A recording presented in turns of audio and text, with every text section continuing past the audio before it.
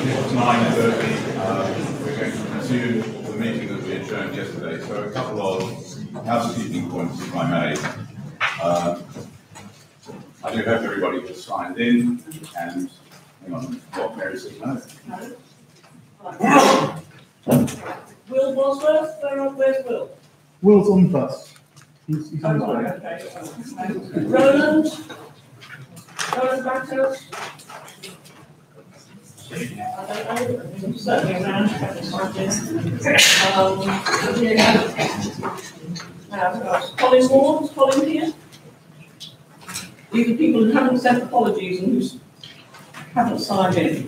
So I'll just run down the total list, and then if you see any of these people come in the next few minutes, I'm now going to send them back out again. So the total list, time to find one student, is John Baldwin and Bill Butler. Will, who's on the bus, okay. Roland Backhurst, John Atkinson, James Dan, Mark Heritage, Paul Seaman, Bill Knapp, Will, Gareth Jones, Colin Ward, Tony Crowther, Alison Britliff, Derek Giddings, Andrew Ogden, Martin Briscoe, Michael Clements, Emma Stanford, Robert Hornby, Julian Hemper, Andrew Howes, and James Champion. Andrew Howes is around. He was here yesterday, so he may turn up in a minute. All right, and certainly asking James around as well. If you see any of those people, sort them out quickly. Thank you, Mary. You have been told. Okay, so the usual reminder, please, if you could put your mobile phones at least to silent or ideally off, that would be great. And Slade, you had your hand up. It's very difficult to hear what I'm saying. Okay, all right. We've got it on maximum warp speed, so I'll keep projecting. We have got easily 15 seats right here in the front row. So if anybody does want to move forward, I can recommend that.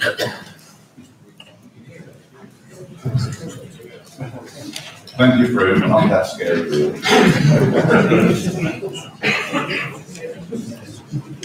Yesterday we took plenty of apologies. Are there any further apologies that need reporting to the Honorary Secretary? I know Mark Heritage is not coming. He's dropped out of the rep, but he hasn't sent apologies.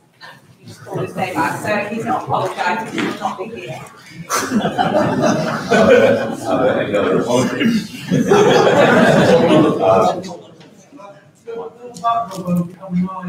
He's in hospital, so.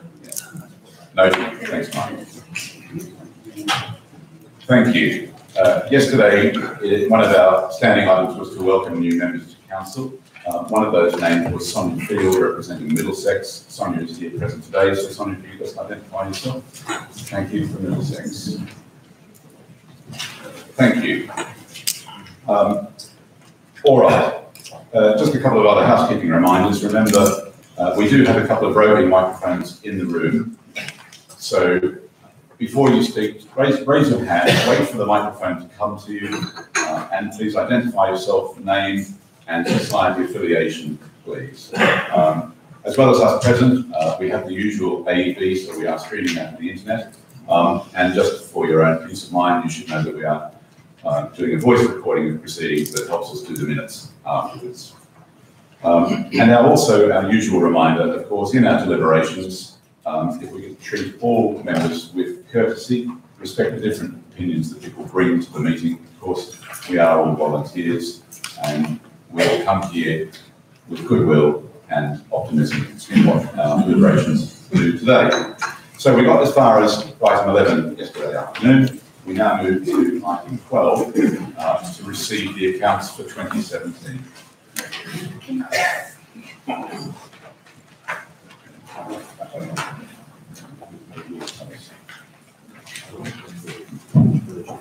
Thank you, Mr. President.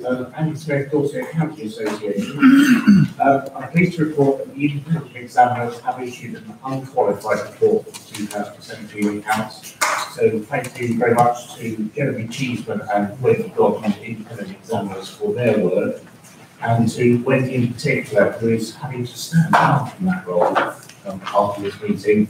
And so thank you, Wendy, particularly for your work I know over a number of years. So we do have a vacancy, so if you're interested in being an independent examiner, come see me or one of the officers. Referring to the accounts on page 17 of your report pack, there is a very slight graph there in the comparative figures for 2016. That is the red column on the right-hand side of page 17.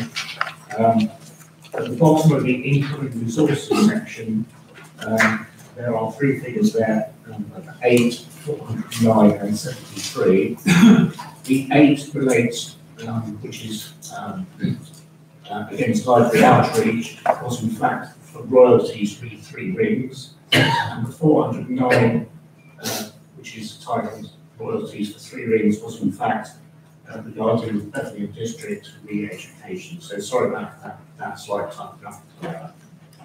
Moving to the 2017 accounts, which are the grey columns to the right of that red column, there was an overall deficit of £9,499, and that is following payment of no restoration grants which have been approved. Interest rates, which are important as a source of income for the council, continue to be modest, with interest rates of only around about 1%. There has been a modest level of additional expenditure associated with council reform, so particularly through the Central Council Review Action Group, CRAG, and day-to-day committee expenses have been at a similar level to 2016. Further information is given in the notes to the accounts on page 16, so on the left-hand side of that double page. And although the council holds a good level of reserves, there is an underlying deficit on the general fund after discounting one-off items, such as the legacy that we were pleased to receive in 2017. So may I thank officers, other members, and the previous Treasurer, Andrew Taylor, for their assistance in my first year. I'll pause there to take any questions before proposing the formal adoption of the accounts.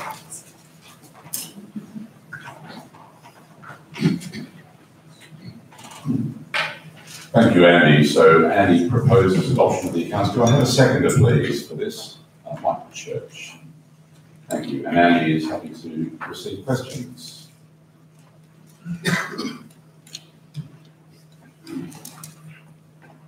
If there are no questions, Fred Bunn.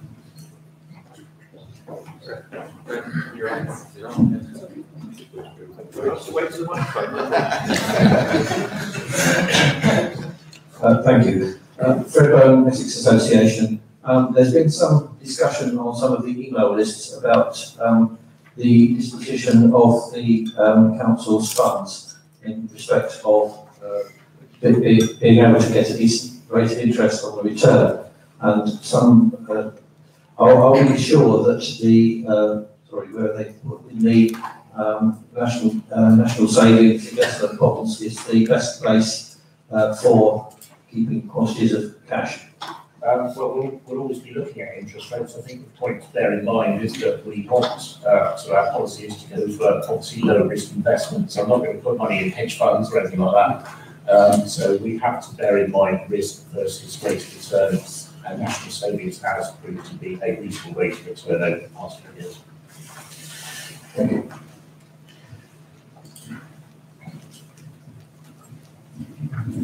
Thank you. Any other questions?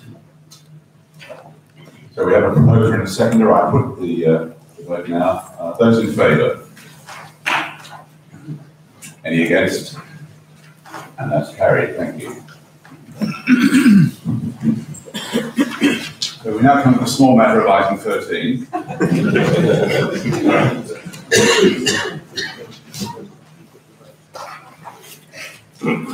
We have one motion to consider today. that the council adopt the revised rules of the council, the standing orders of the council, and the other provisions of the transition motion as below and as published in your papers. As I introduce this motion, just some matters of logistics.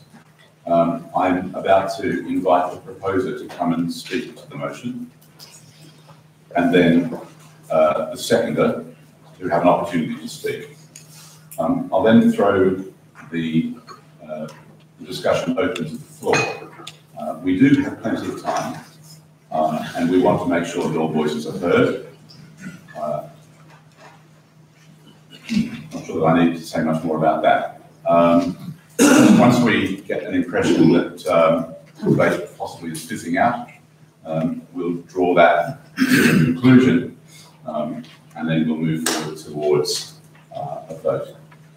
If there are any substantive amendments, obviously they will be considered. An amendment would need to be proposed and seconded and voted on by a simple majority, and we would work through any amendments like that before moving to the substantive motion.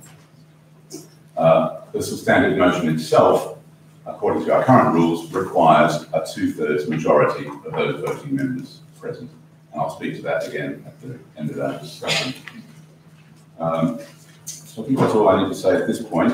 So we have the motion in front of us, and I'll invite the proposer to come and speak to it. Well, good morning, everyone. It's actually going to be a little bit easier for me to stand. Can people not hear me at the back? Okay. And identify. People hear me now? Yes. Okay. So now we're on page 14. Clive Whittaker, Council Association, non-class deal. Well, good morning, everyone. For those people who weren't at the open meeting yesterday, the people looking at us rather severely from the screen there are the Central Council members of 1912. For those people who were at the open meeting yesterday, I'm not going to repeat everything I said then. But firstly, I would like to say a few words of thanks, and I just would like to invite a couple of people to the stage with your agreement. Firstly, a couple of words of thanks. Firstly, to the Ringing World. The Ringing World has always been a sort of critical friend of the Central Council over the years. But I think the sort of bonds of friendship are stretched virtually to the limit, where Robert agreed to publish 6 extremely dry articles about the Central Council rules over the course of the last 6 months.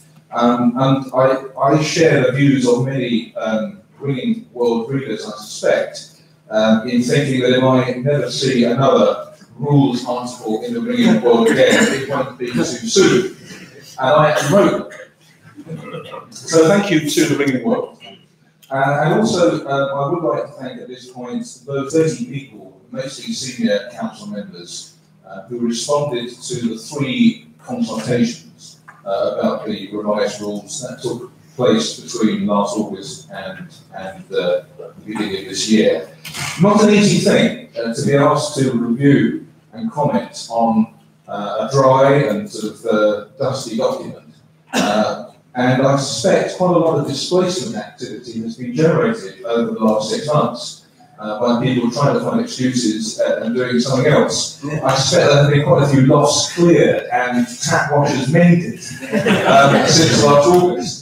But we are very grateful, I speak on behalf of the group who are responsible for putting together what you're being asked to approve today, for the contributions that we have. And what you see is largely the result of the contributions and recommendations that we received from those 30 odd council members who responded with over 500 individual recommendations as we went on our way. And finally, I would like to thank the people on the Rules Working Group who helped in this process. Firstly, Andrew Wilby, Kat Wheeler, Christopher Marley, and also David Levy from Australia, who is able to be with us today, who is listening in. And also to Daniel Mayer. And I think Daniel is perhaps emblematic of the future, the kind of things we want to do in the Central Council. And here is someone who had nothing to do with the Central Council until last August, and then volunteered to help rewrite the Central Council's rules. He's not a representative, and after 6 all-day meetings, and a lot of travel between London and Nottingham, and meetings of the Rules Working Group, make Central Council meetings look like part-time. 4-day meetings. I think he rather regrets having volunteered in the first place. I suspect he won't volunteer for anything again in the next 20 years or so. So we're very grateful for him. And I would, with your agreement, just like to invite Andrew and Dan just to join me at the front here in case there are any questions during the later phases of debate. Does that have your agreement? Yeah. So can I ask both Andrew and Dan to come down? There are 2 chairs at the front here for them. They're rather sort of on one side, looking as though they've sort of done something they shouldn't have done. Oh, and yours there, sorry. This is my website.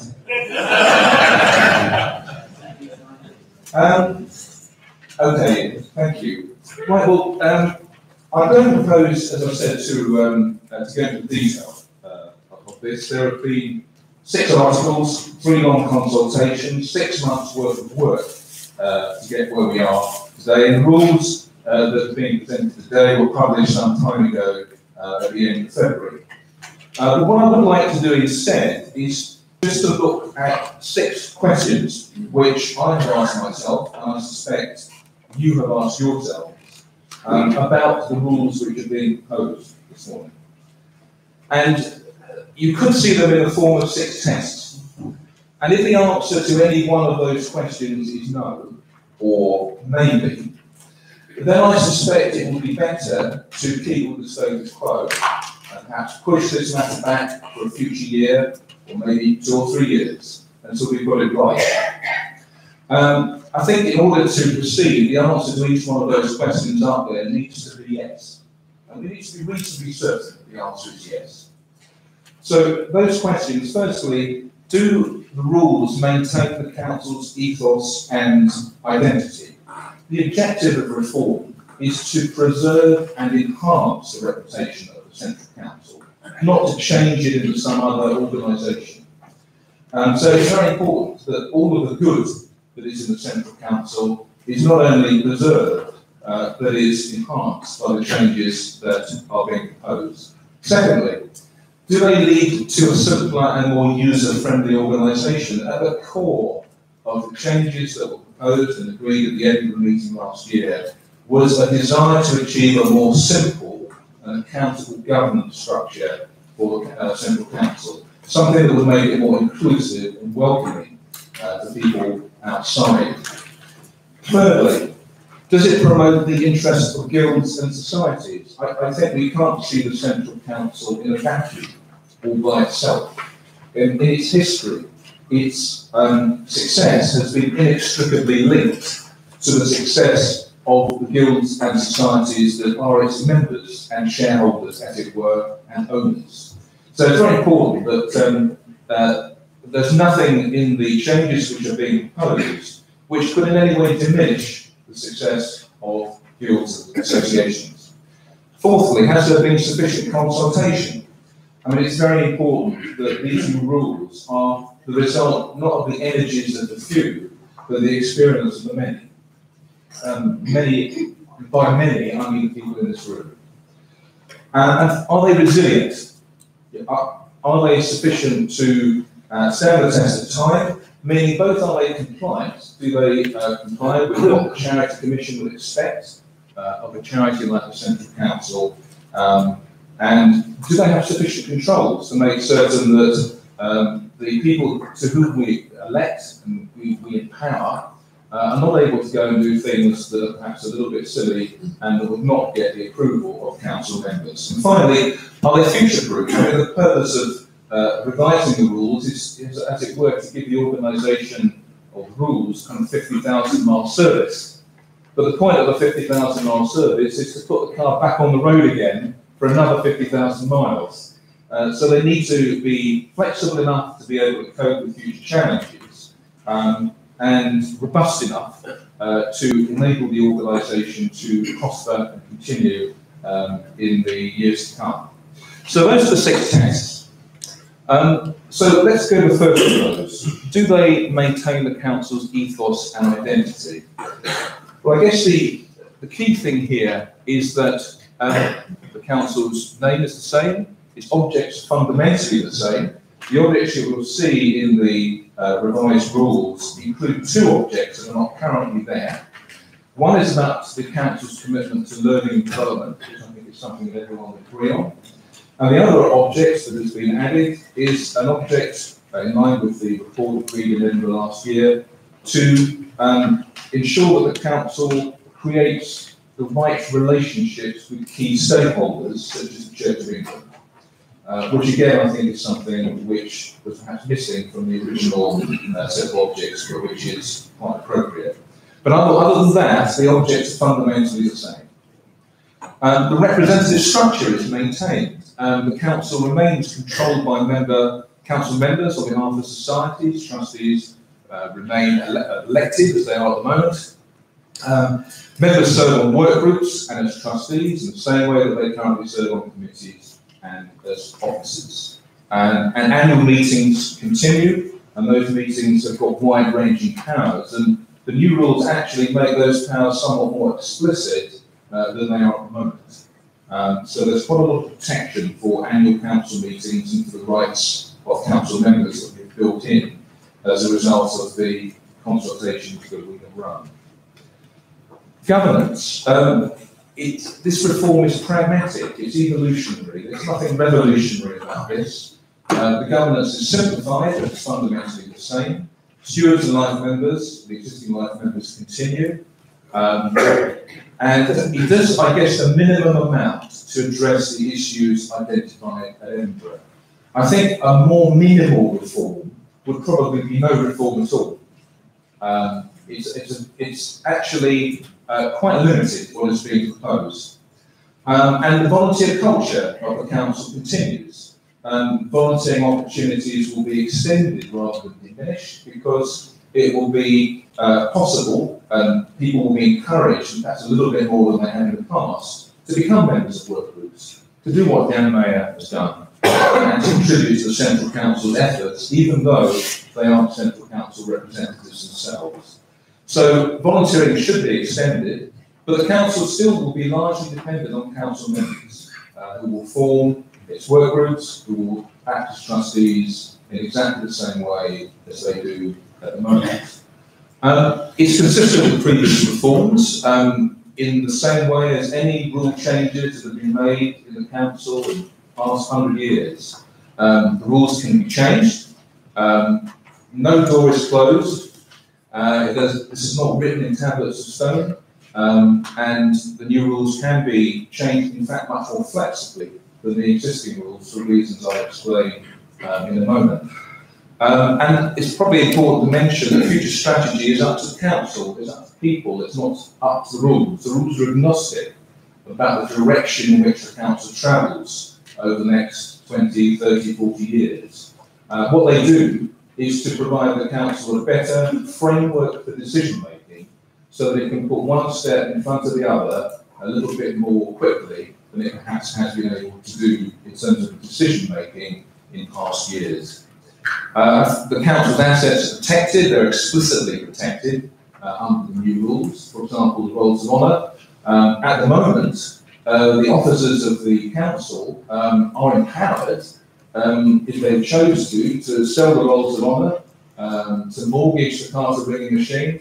The new rules provide explicit safeguards which ensure that any decisions that affect the council's key assets can only be made by council members at a council meeting.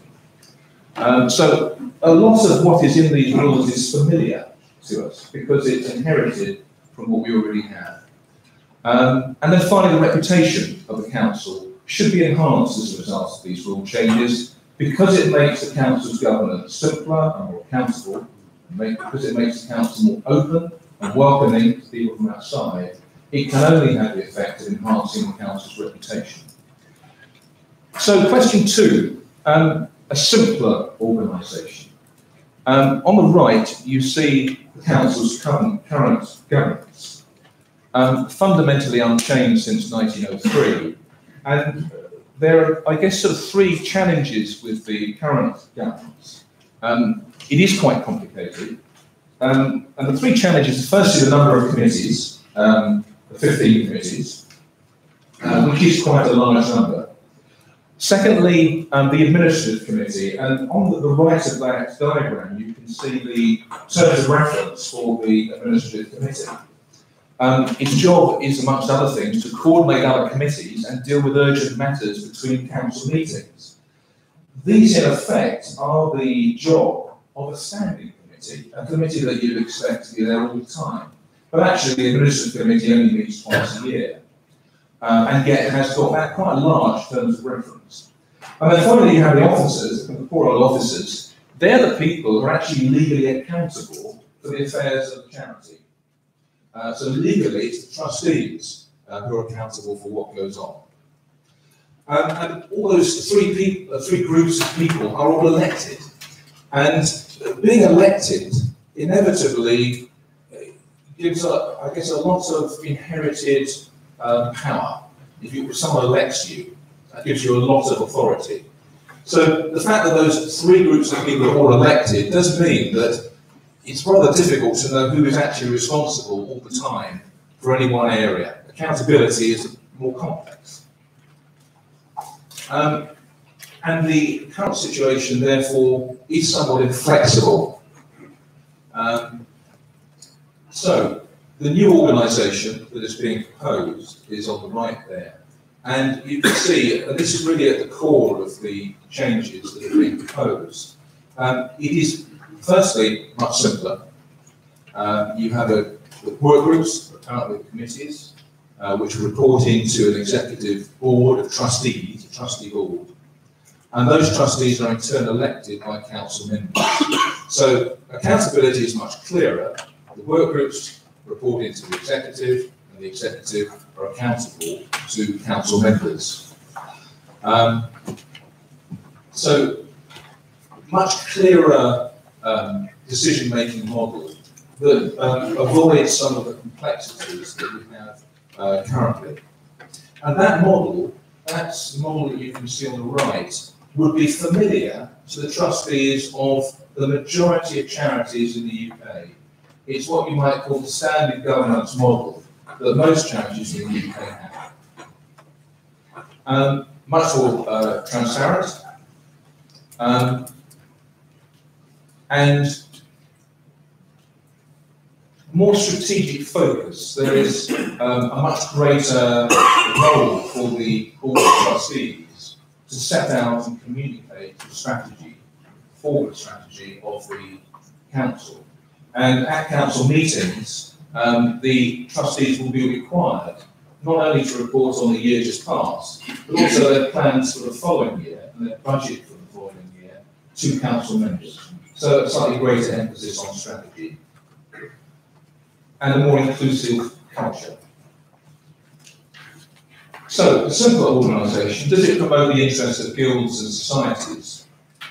Well, yes, firstly, because there is a stronger influence exerted by council members. Firstly, the Board of Trustees, 2 or 3 members of that board will become eligible for election each year. So at each council meeting, representatives will have the opportunity to influence the composition of the trustee board on a rolling basis. The rules, which hold all the fundamental matters exactly as they do at the moment, will remain controlled by council members, exactly as they are now. But in addition to that, the rules have been divided into 2, so there are core rules, which are controlled by council members.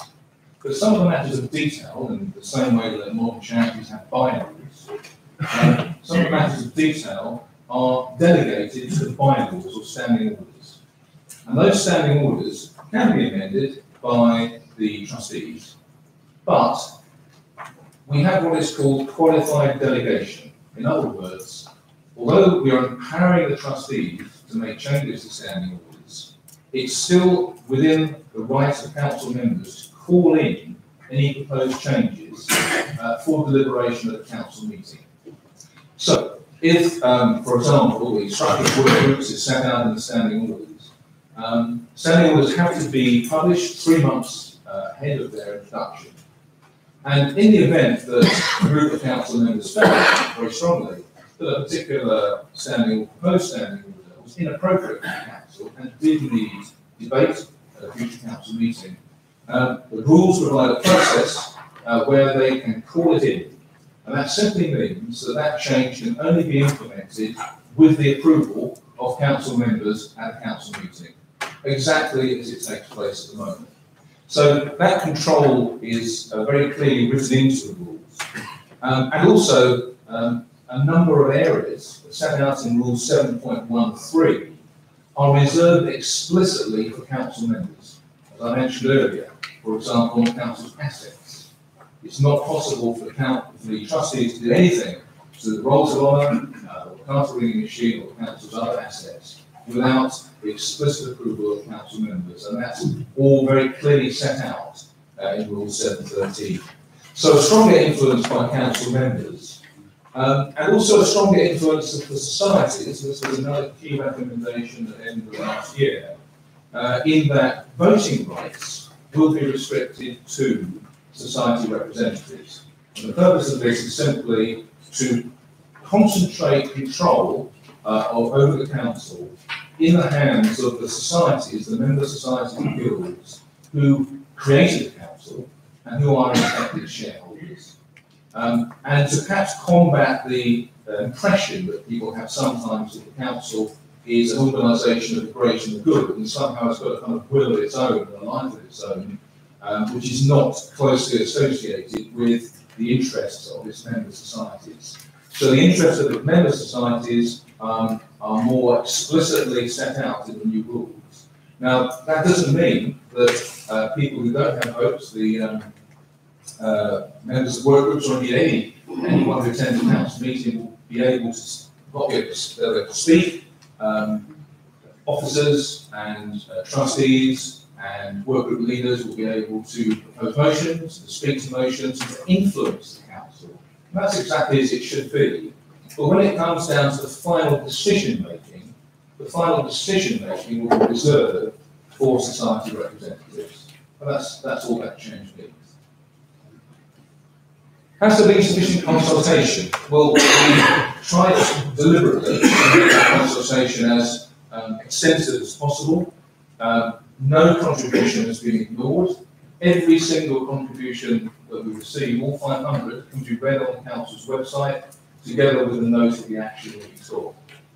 So we have been as open as possible. And again, I must emphasise that the rules working team here have been builders and not inventors. What we have done, what Dan has spent most of his time doing, with the support of Andrew and David and Pat, is to build in the recommendations that we receive during those 2 phases of consultation into the final product, which you see today. So, what did we learn from those consultations that took place back in October and November? Well, firstly, there was some concern about the power of the executive trustees and the need for more checks and balances, the need for, I'll use that term again, qualified delegation, the ability of council members to, if necessary, put their hand on the trustees and say, no, this is not the right way to proceed. And that has been built in through the power of calling that I mentioned, and through Rule 7.13 that reserves a number of areas of decision making for council members. Maximum terms of office. There was a view that there needs to be some flexibility in that. You can't be moving the library around every 6 years. So again, that's been changed. And with the approval of council meeting, there is no limit now to the amount of time that any council member may serve in any role for the council. The executive, there was some concern that the role of the executive should be made clear that they are trustees. Their role is to exercise oversight over the affairs of the council. The work is done by the committees, or, in future of work groups, exactly as it's always been done. And that's been reflected in the wording that you see in the final draft. The role of the trustees is to exert oversight, and the role of the work groups, that's where the activity takes place. Society representatives can serve as trustees and can serve on the work groups. The original proposals of Edinburgh proposed that society representatives should not be allowed to serve as trustees. That's been moved aside. And exactly, therefore, as at the moment, society representatives, council members can serve in either role. A lot of work has been done on language. There was a view that the annual report should make very clear the activities of each individual work group. That's been built in. There was concern that the additional 4 trustees to make the board of 8 trustees that was agreed at Edinburgh, but those trustees should be elected at this meeting rather than just being appointed. That's been built in. There was concern that no society should be needed to change its constitution as a result of these changes. We've done a survey of about 20 society constitutions to make certain that that will not be necessary. And the wording of the new rules ensure that no society, some societies, for example, have got wording to the effect our council representatives shall be elected in line with the rules of the Central Council. Or it will say, we agree to obey by the rules and decisions of the Central Council. So those statements that appear in society constitutions are entirely consistent with the new rules. We've made certain of that. Existing life members, there was a concern, and Robert raised it amongst others, about voting rights of existing life members. In the new world, with voting rights restricted to society representatives, it would be possible for the council to confer an honour of a fellowship. The fellow will have the ability to speak at council meetings, to lead motions, to influence the affairs of the council. As I said earlier, in line with the Edinburgh proposals, when it comes to the final decision, that is reserved for society representatives. But there's one thing, there's a difference between not giving someone something in the first place and then giving someone something and taking it away.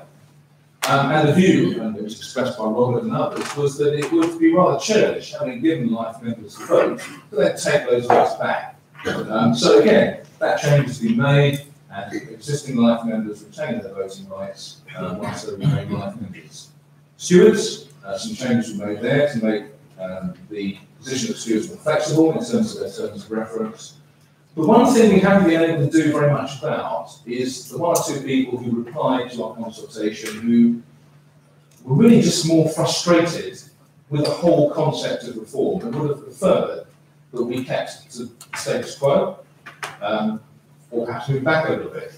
And obviously we haven't been able to do very much about that, but what we have done our utmost to do is where a recommendation has been made, to incorporate that recommendation in what you see today. Are they resilient? Well, compliance with charity law is built in. The new rules that you see are based on the Charity Commission's own model constitution. So we know that the wording that's gone in is entirely safe because it's actually the Charity Commission's own wording that is being used in the proposed rules. And the numerous new provisions on, for example, dissolution, things that matters of hygiene that will probably never be used, but which the Charity Commission require, are all in the revised rules.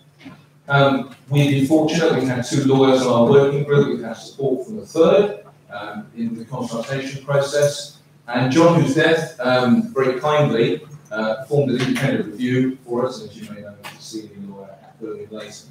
So we've had quite a lot of sort of legal input to make certain that what is being proposed is safe.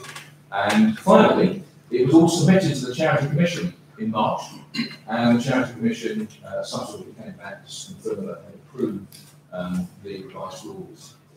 And we have done a lot of testing. A number of our meetings have just taken the form of what ifs, what would happen if, just to make certain that the rules are as future-proof. Are they resilient in terms of the controls? Yes, there are clear boundaries, as I mentioned earlier, to executive and work group power. So I said qualified delegation is probably the best way to sum this up. What we're doing is we are empowering the executive and the trustees and Chris to get on with the job, but there are still controls, and we still have the ability, as it were, to put our hand on the shoulder if we feel that something which is being proposed is not in the ultimate interest of the council. And there's also a duty on between council meetings that there has been hitherto. And then finally, are they future-proof? Well, they're certainly less prescriptive. The new rules are a framework for decision making. They don't actually make the decisions themselves. And that's a very important point. And it's because they're less prescriptive that they are more future-proof. They're low risk, they're based on the standard governance model for charities. They are much more maintainable because differentiation between the rules at the top, which contain the fundamentals of governance, and then the standing orders, which contain matters of detail. So, well, those are the proposals from last year's meeting in Edinburgh, which and they're all associated with the governance of the council, the way the council makes its decisions. The council's objects, the vision and mission statements consulted on and included trustees, as set out in the proposals that are built in. The smaller number of more flexible work groups are built in, and the greater empowerment for the trustees to get on with things, and a stronger focus on societies is also built in. What is not built in are the things that are out of scope for the rules working group because they don't relate to the governance of the council. They relate to matters of future strategy. For example, smaller council, that's a matter for future term council members. It's not in the revised rules. Keep society representation exactly where it is at the moment. New classes of individual members and direct membership, the kind of thing that Phil Barnes has been proposing, they're not in the revised rules. That's a matter of strategy for people to decide and not rules. So that's a matter for future council meetings and trustees to agree. If there is a need for professional support, again, that's a matter of future strategy. The new rules enable it to happen if council members decide it should, but it's not included in the new rules. Simple, the methods and decisions framework, again, that's not included in the new rules, it's a matter for the future.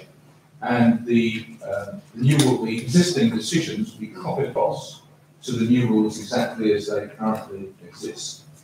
And the name and branding of the council will remain exactly as they do at the moment. So, this is the document structure that we get with the revised rules. At the very top, we have the transition motion, which you're being asked to approve today, which governs simply the process of moving across from the existing rule book to the current one. Then there are the rules themselves, and you see that dotted line. Above that line is under control, the exclusive control of council members. So a change to the rules in future would require 2/3 majority at a council meeting, exactly as it does at the moment. And then below the line, we have the qualified delegation. So the standing orders, or bylaws, contain the details of the council organisation, the individual work groups that are set up, or committees as they're now called, the individual roles of stewards, how many we have. If in the future we need a compliance officer, or a safeguarding officer, or a data protection officer, or an IT officer, all of those roles would be included in the standing orders. And then finally, the policies or decisions, including the methods decisions, at the bottom there, where the council issues a policy, they're below the line. So in other words, below the line, the executive is able to make those changes, but has to publish them 3 months in advance of when they propose to implement the change, and qualified delegation. If council members believe that what the executive or the trustees are proposing is not appropriate, there is the power of calling, where they can insist that the matter is considered at council meeting. So, just to sort of summarise really, that's on the left what we currently have. and that's on the right what we would be moving to. I would just like to say very quickly one word or two about the work groups. I know work groups has been a matter which has exercised many people in terms of the structure and consolidation of the 15 committees into the 5 work groups. I think that the important thing is that the new rules will support any structure that the trustees and the president wish to create. So the new rules will support 15 or 14 work groups exactly in the way that committees are currently structured. That's a matter for the standing orders and can simply be set up.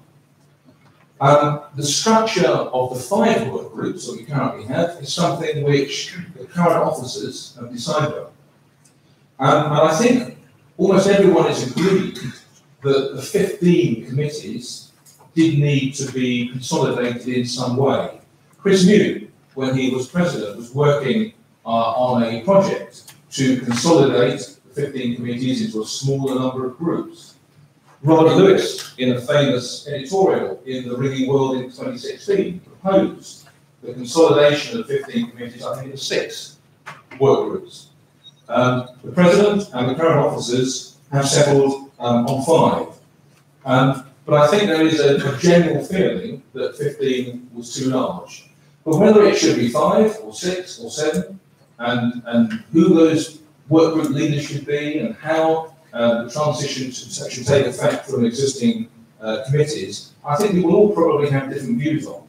And I've thought about this myself, and my view, I guess, would be that there will be some bedding in required, there will be some time for the transition to take shape. There is the urge to interfere, and personally, there might be differences that I would have made in terms of I have been choosing exactly how this process would work, who would lead the new work groups and so forth. But we have elected the president. The whole purpose of us electing the president is for him to get on and do the job. So my view will be that whatever I feel personally about those changes, for us, having empowered the president to then sort of reach over and grab the steering wheel and try and drive the car ourselves would be foolish. Having elected him, it's probably right to let those changes take effect, allow the bedding in to take place. So although the rules will cope with simply having 14 or 15, or leaving in trained silo members, let's say 40 committees or work groups exactly mapped to the 14 active committees that we have today. Personally, I think that probably will be the wrong approach. It would be better to step back, having elected the president, and give him the opportunity to finish the piece of work on which he has embarked.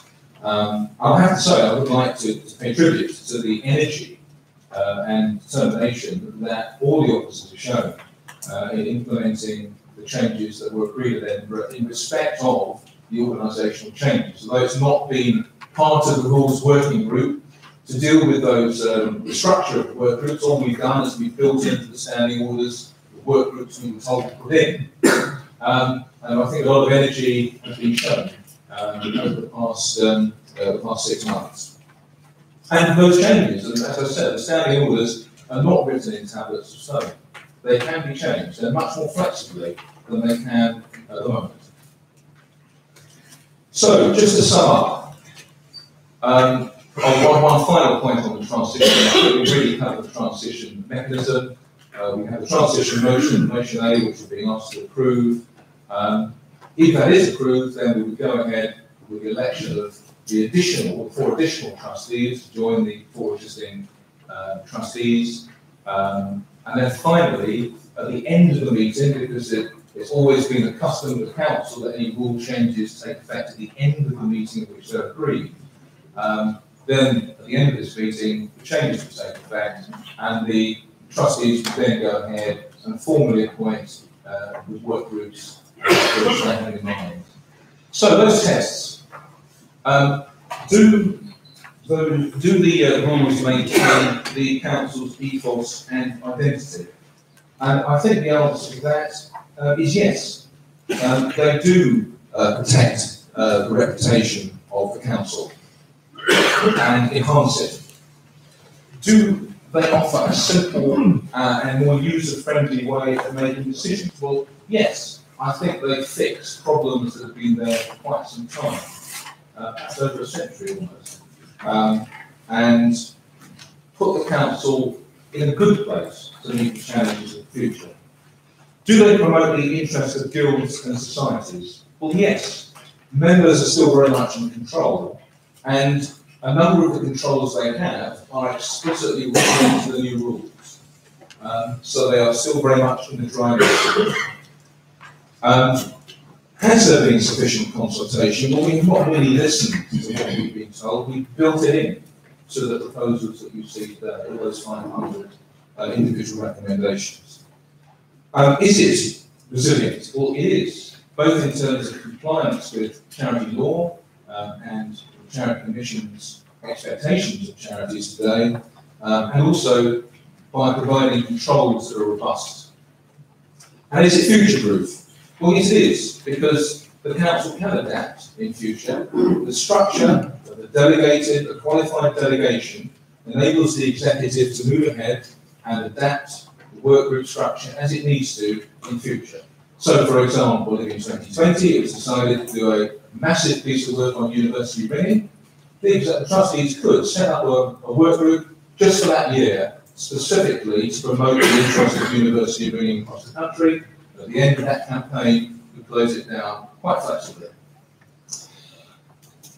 So, those are the 6 tests, and I think, having thought about this very carefully, that the rules pass those tests. So what do those people from 1912 think about what is being proposed today? Well, I think firstly, they would recognise that we are taking the opportunity to fix some of the problems that they can actually recognise in their own time. And at the open meeting yesterday, we looked at some quotes from the ringing world back in 1911 and 1912, where people were actually making very many, much the same complaints about the Central Council that you often see made today. But also, I think they would feel that what is being proposed does allow the council to move forward, put one step after the other, with a little bit more agility than it has been able to do in the past, and will fundamentally preserve and enhance its reputation for the next 100 years. So I would commend that motion to you.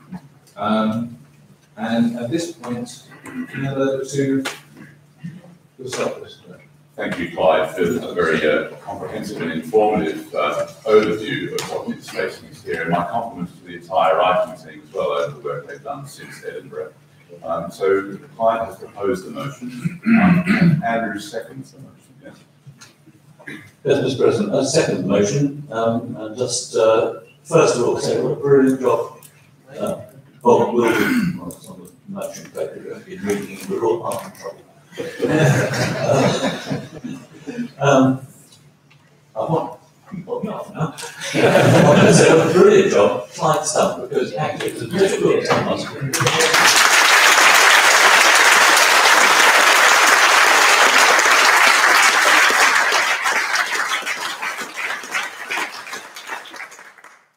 Yeah, it was a very difficult task, had to be run with a very strict timetable. And I don't think without his steering, we'd have got there. We'd have been in the same position that Tim Barnes is, we'd still be a work in progress. So, sorry, Tim, you are. The review group, the 3 of us, David Glebe, Atlee and himself, we conferred on a telephone conference, which was interesting, with David Glebe sometimes in Adelaide, but elsewhere in South Australia, me in various locations in England, and Pat Wheeler, I think he was in China, then South America, and I think it was in an airport lounge at one stage, somewhere. Anyway, so it was an interesting exercise. And what I can say to you is that in the terms that you voted for in Edinburgh last year, the CRAG proposal, the rules are safe. They've been sort of scrutinised. If you've got those rules, then you're not going to find that things collide and become difficult. They're safe as a set of rules.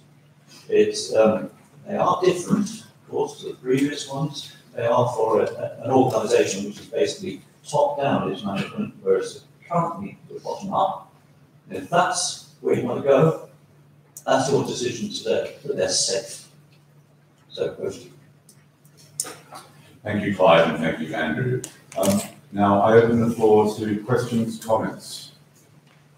We have Chris New, please, if you just wait for the microphone and announce yourself. Thank you. Contrary to Coventry Garden System Bill, contrary to popular rumour, I'm not at the back row of that photograph.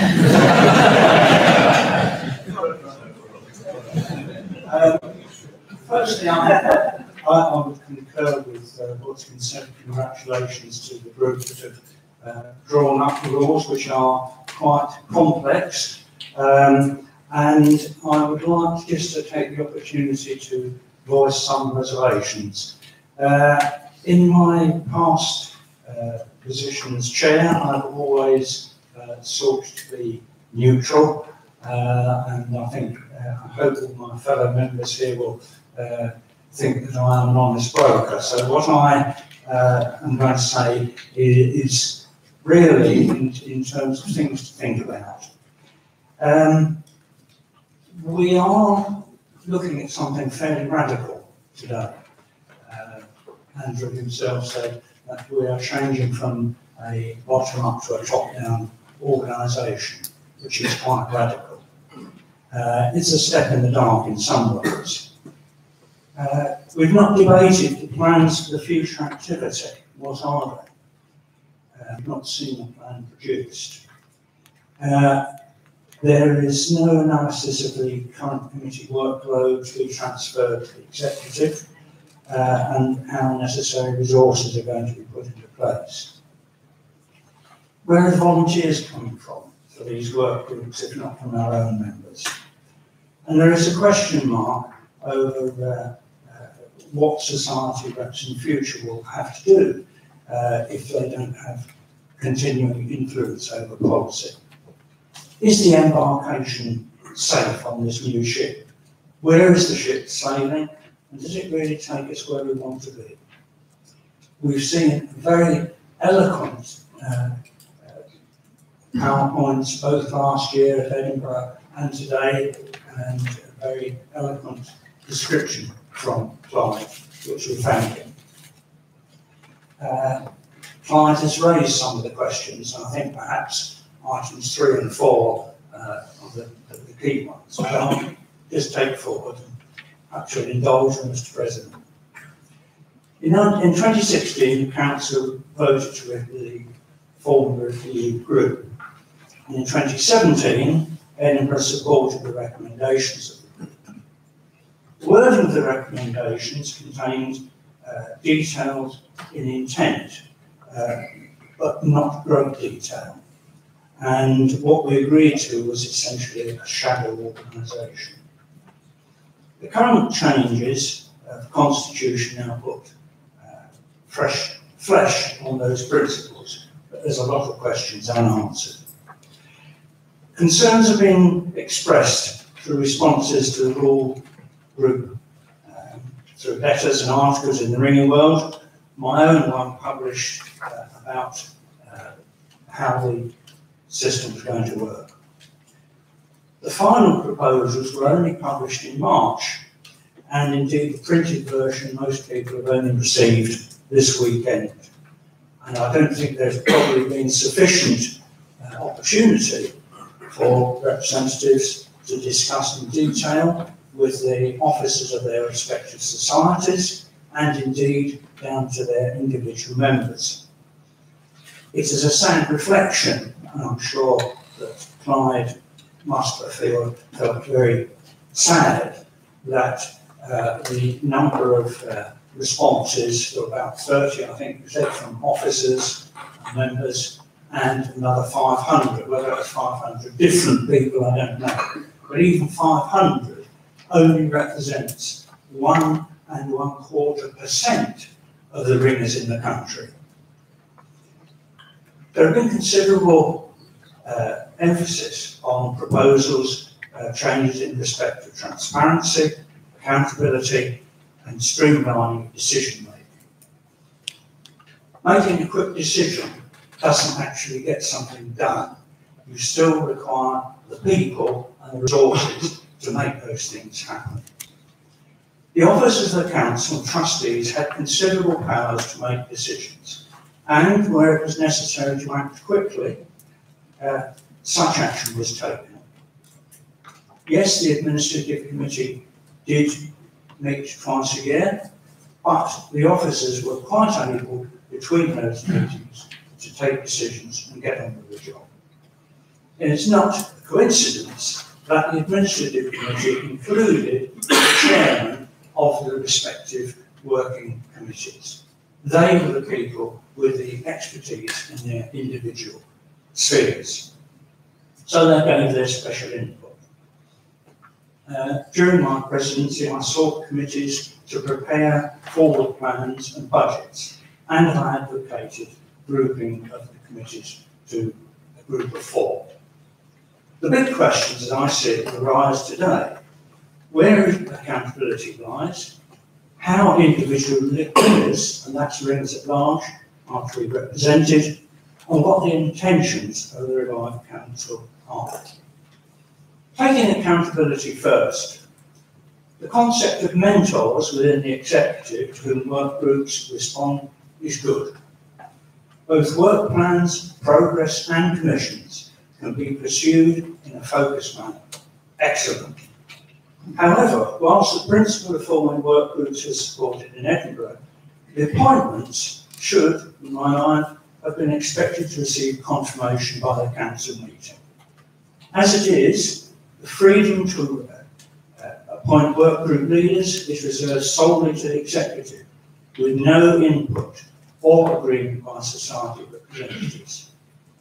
The reporting of work group activity is seen as forming part of the executive's report, without any apparent ability for work groups to make their own reports direct to members, which has been the thing so far. So who is accountable to who? Do we wish to confer sole responsibility and power to the executive, to the exclusion of all other influence? Was this really the intention in Edinburgh? Much has been made of a statutory calling facility, which Clyde referred to in the new rules.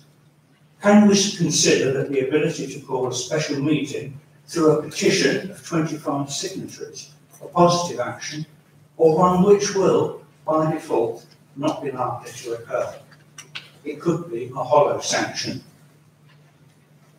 Taking second thing, representation of ringers is currently democratic through direct lines of communication, with each person able to approach their respective CC representatives or direct to council officers. I've had many such exchanges. The proposed changes take away some of the CC reps' choices regarding who should lead and serve on work groups, and thereby loses their society members' representation. There have been many arguments put forward about direct membership, and that it brings further influence to the council, which could be a good thing. What is not clear is how would this work? How would voting be processed? Would members seeking representation through societies be disadvantaged? Or would it be a form of proportional representation or block votes, as with trade unions? There's been reference in the early debates in both Portsmouth and Edinburgh about the sort of organisations, unitary organisations, such as exist in the North American Guild, in Australia, and indeed in Scotland. Each of these have, from the outset, had one body representing much smaller members, whereas in the UK in general, we're represented by 44 territorial societies covering 7,000 towns. The proposed rules themselves provide for a review of membership classes somewhere ahead, I think in a 3-yearly review.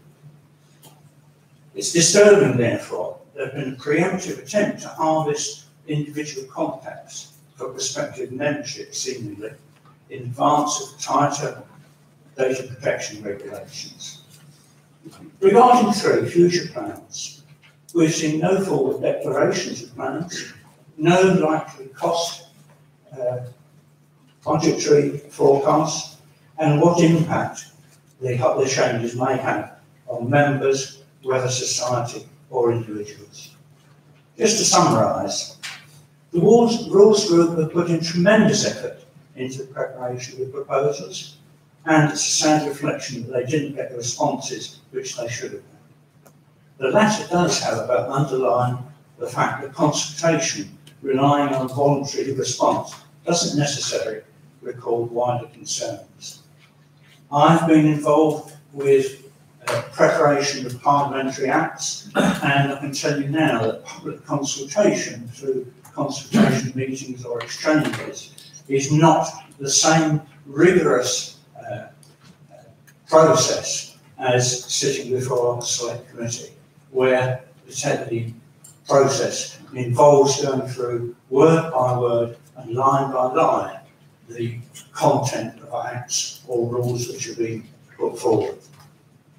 It's unfortunate that it's perceived that comprehensive changes need to be agreed and implemented by May 2018, when the natural changeover would be at the end of the triennium in 2019. This would give full and adequate opportunity for all societies to go back to their officers and members for a full and measured review of the proposals now before the Council. The proposals as they stand give almost unlimited power to the Executive, including the ability to change goalposts by amending standing orders and policies between meetings. The rules denude societies of their influence in many spheres, and it could be argued, if this is the case, why should they wish to remain affiliated? In my view, the rules as proposed should be subject to an independent review, referring to all societies for input before a planned implementation in 2019. This would give adequate opportunity to the body to consider input from societies and their members in the formulation of forward plans for the Council itself, and an orderly change at a logical time point. In this respect, I would like to propose an amendment to the motion as it stands, that the Council refers the revised rules of the Council and standing rules of the Council and other provisions of the transition motion for consideration by an independent review group appointed by the present trustees, with a view to presenting revisions for adoption at the close of the 122nd annual meeting of the Council in September 2019. Thank you. Thanks very much, Chris. It would be very helpful, Chris, if you got the text of that motion. If you can drop it down here, we can get it up on the screen. That would be really helpful.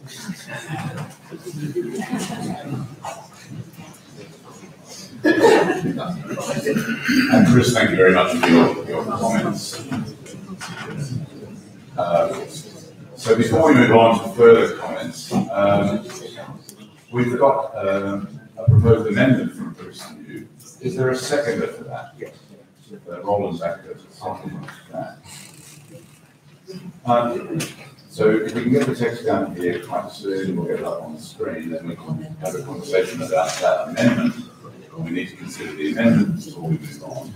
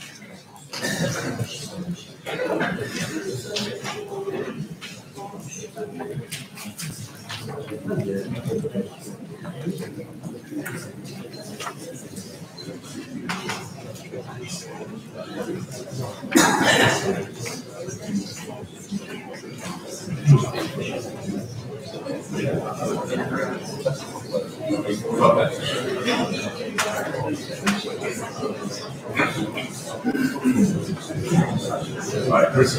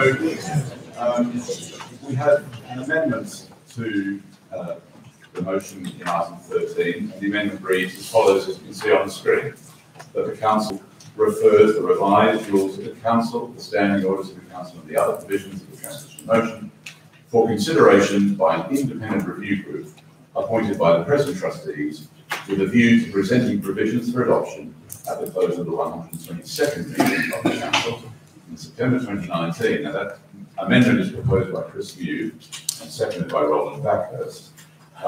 We have some time to debate the amendment and then put the amendment to a vote.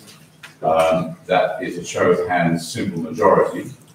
If the amendment passes, then it becomes the substantive motion.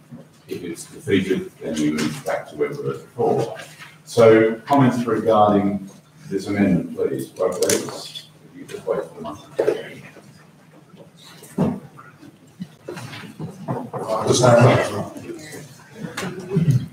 Doug Davis, Kent County Association. So listening to what we've just heard and looking at this amendment that's being proposed, I feel a bit of deja vu as to what was going on last year.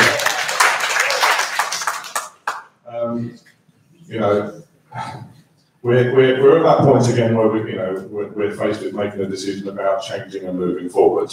And again, we've got people that are trying to stop us doing that. and keep us back in a position that we know things don't work as they are today. So we know we need to change. We agreed on that last year. So why not, make a change? They make these new rules. They may not be perfect, but there's provision there for us to change those standing orders, policies, etc.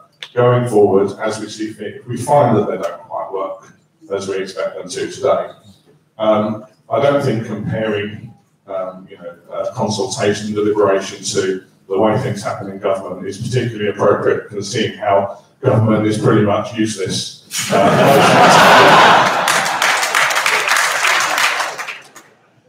And really, in terms of consultation, when I stood up and said last year, despite the efforts of the CRAG group to reach as many people as possible, they managed to reach around 2,000.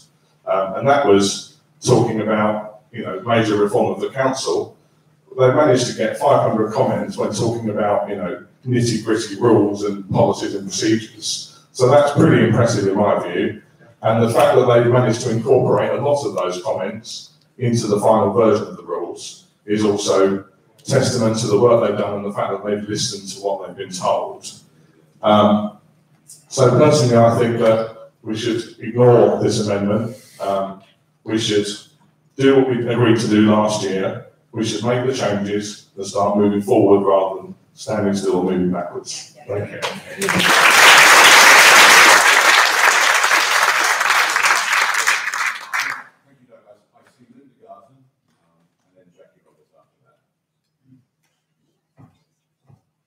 Thank you, Linda Garden, Bedfordshire Association. I want to agree entirely with what Doug just said there, and he's said one or two of the things I was going to say. But certainly, I think these rules, as proposed, a huge amount of work has gone into them, which I too congratulate those involved. It has been, we have been consulted. Those people who ringers out there is a huge amount of apathy. There are those who are going to say it's down to representatives to make decisions.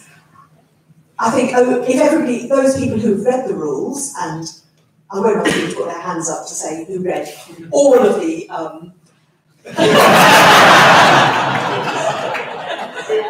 drafts every time, but I know there are people who have, including one of our young ringers on the panel on Saturday, who have read every single draft.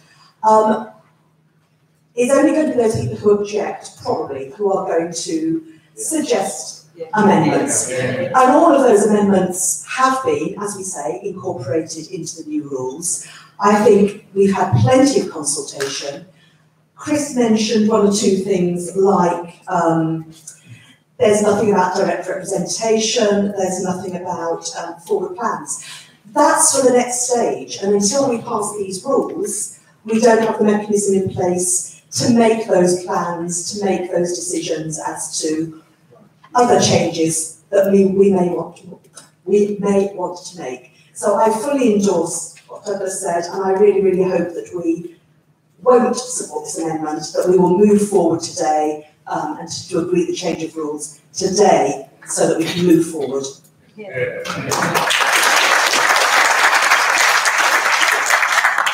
you. I see Jackie Roberts and then John Harrison. Thank you. Jackie Roberts, Guildford Assistant Guild. I share one or two of the concerns that Chris New voiced here, but my view is this. Achieving 80% of what we want to achieve is far better than achieving 0% of what might be a 100% solution. Thank you.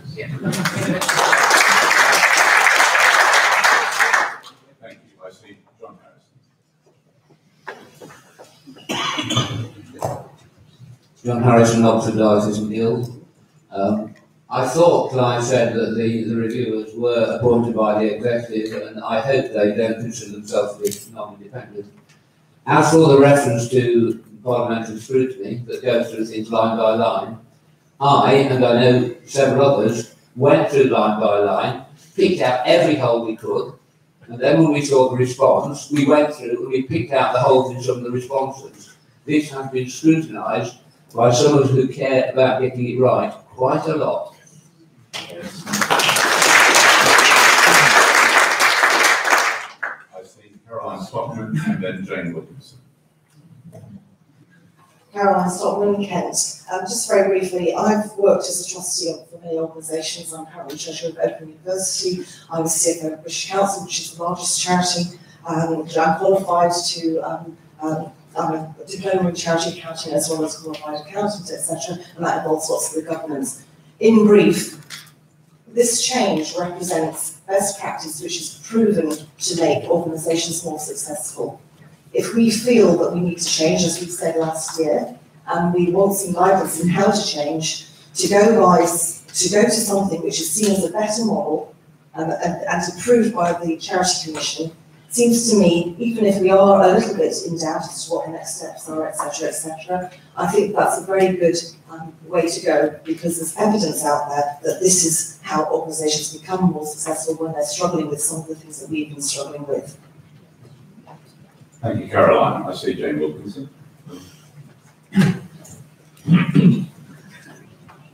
Jane Wilkinson, Society for Accounting. Today we are faced with deciding for or against a completely new and very different version of the Council. So much work is being done by CRAG that we can already see changes with us, and I think the sun reductions are not very far away from us. But we're told that these rules are just a start, and that changes can be made in special meetings forward, which I'm sure is absolutely right. But I think we need to get a little bit real about this. It's not going to be easy to do that. And I think we ought, well, of course, to make sure we get it right. CRAG, you get mixed with CRAG and Clyde, I do apologise. Rules, which made a point of saying that change was possible. And indeed, the rules that we see in front of us were changed as recently as March, late March at that.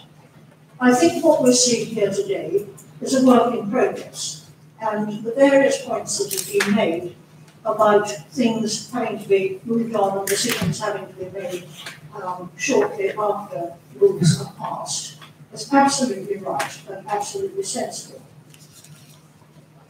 I think it would help to have an independent group looking at them. If this amendment is passed, there is an excellent chance that by next September, and it's a long year this, so it gives us an extra month or two, we could have all vote absolutely wholeheartedly on a proposal that would receive unanimous assent. That would be absolutely lovely. We've heard enough controversy and a certain amount of bitterness on both sides over the discussions with this one. I would love us to be able to come out of the meeting next September all smiling with revised rules in place which have received 95–99% assent from the Council members. I want to emphasise that passing this amendment won't lose all the good things that the work shouldn't work groups, because that's another thing, but the CRAG and the rules group have put in place and have done for us. I can see absolutely no reason for getting this as perfect as one can, and with all the lines that are going to happen next in place by next September. And I hope so much that the Council will take this wise path of just giving us a little bit more time to get it absolutely right. Everybody has agreed that it is not quite right yet. It would be absolutely great to have everybody on board smiling and voting yes. Thank you, Jane. I'm going to take a couple more comments and then invite Chris and Roland to write a reply before we put the amendment. So I see Nick Elks and then Michael Church, please. Thank you. Nick Elks, Peterborough Guild. I'm given a mandate by our guild to come along and represent the view, and the view is let's get on with it. Okay, we're getting frustrated, and I personally am frustrated by this now that we've taken 2, maybe 3 years to the whole concentration of the council seems to be on these changes. we've got a robust suggestion to change them, which I'm fully in agreement with, and to delay it yet another year means we're not getting on with the real business at hand, which should be helping societies to recruit new ringers, to train them and retain them, and important future business like that. So let's get on with it.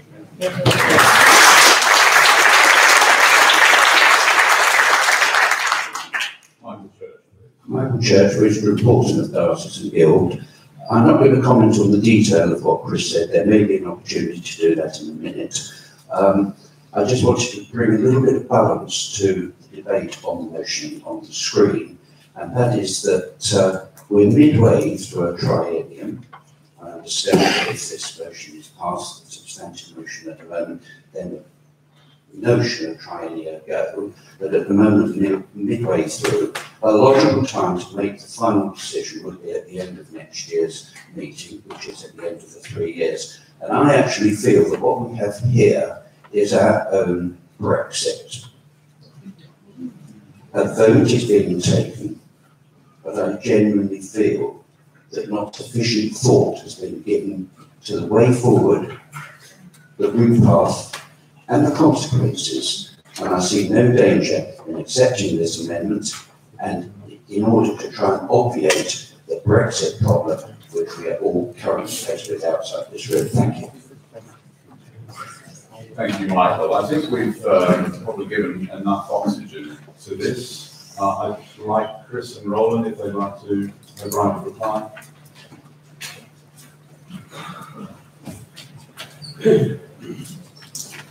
President, obviously there is tremendous feeling for moving forward. This was quite obvious both at Portsmouth and in Edinburgh. What I'm suggesting is not that we don't move forward, or that the main substance of the proposals are not incorporated in an eventual decision. I'm not suggesting going back or abandoning the whole thing. What I'm saying is, just give us more time to consider and a bit more flesh on what forward plans and proposals are. Just taking Nick Elk's point about getting on with helping the guilds at local level, the council has always been able to do that, and I hope it always has, through public relations, through educational material, and so on. And in fact, the quality of that has improved in the last 2 or 3 years tremendously. So it's not, we're not stopping the council getting on with that. Finally, on the point of going through rules, there is a certain concern, a subsidiary concern, that both last year and this year, we are being asked to give a blanket vote across the whole thing. We're not being given any opportunity to look at any detail today. I can just tell you a little anecdotal bit. Many years ago, when I was master of the Surrey Association, we had a revision of guild rules. We spent a whole day, 6.5 hours with a break for lunch, going through line by line and rule by rule, agreeing what should be our eventual rules. I'm not suggesting we do that today, but I'm just saying that it does pay sometimes to actually go through in detail and not a blanket okay, which is exactly as Michael Church said, happened with Brexit. People voted without any detail in front of them. Thank you. Thank you, Chris. Roland, any final comments from Roland? And then we'll put the amendment. Roland Baptist, Grafton Wells. The reasons for supporting this amendment is that, one, we have a natural break in our organisation next year. We have the end of this triennium, so therefore if you voted for it, we then have a point where we could take it on at the start of the next triennium, clean break, but it also gives a chance to go back to our associations and show them what we have decided, and then we can come back next year with maybe just sort of a few tweaks and things like that to the. Yes, I am not honest, because basically, I suspect you would all decide that you want these rules, but we've not had in our associations and that time to look at them thoroughly, because when did they come out? We didn't get them a few weeks ago. Yes. Yes. When was your AGM? Yeah, we have. Yeah. Can I call this to order, please? How many associations had their AGM before these rules were published? They've not had time to debate them. Now it's up to us to make sure that they do. Try again. Thank you very much. Okay. Now we have the amendment in front of us, proposed by Chris and seconded by Roland. This will be by a show of hands as a simple majority. So for those who are in favour in the amendment, please raise your hands and tell us if you're in favour of the amendment. Keep them up, please. Keep the hands up. Until the fellows are satisfied they have the right number.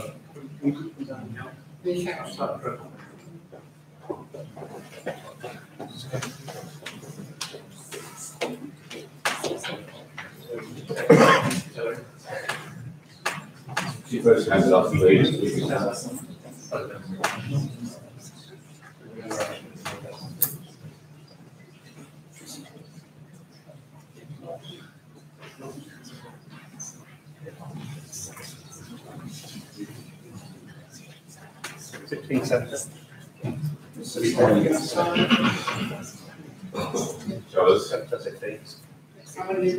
The right number? Three.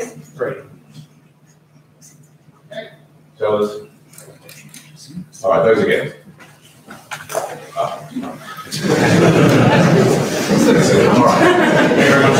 The amendment is complete, so we move back to the substantive motion 13. We've been consulting already.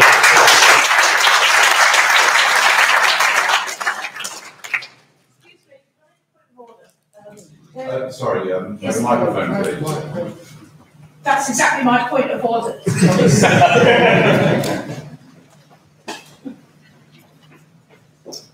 The microphones are not used like this. People can't hear on the live feed. And I have 8, and I can't hear them on that. If you don't have it close enough to your mouth.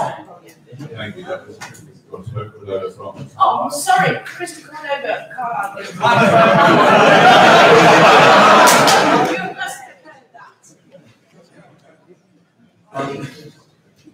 It would be silly to consider any arguments that are essentially the same as what we've already heard. So are there any fresh arguments about the substantive motion, please?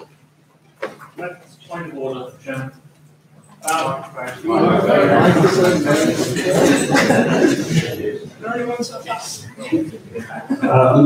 Levelwood, Salisbury Guild. There is no ability to abstain on here. You for or against. I will speak to that when we get to the logistics after that. Thank you. It's already noted on my list. Comments on the substantive motion. I see Jackie Roberts. And then Veronica Zhang. Jackie Roberts, Guildford Glass Guild. I have a comment and a question. My comment is we've spent a lot of time congratulating the rules group on actually producing rules, but I'd like to go further than that. They are beautifully written. They are concise, they are precise, they do exactly what they're supposed to do, and I don't think we've given them enough credit for how well they've written these, not just done the work. My question is, if we pass this motion, all the committees established under the existing rules will be discontinued.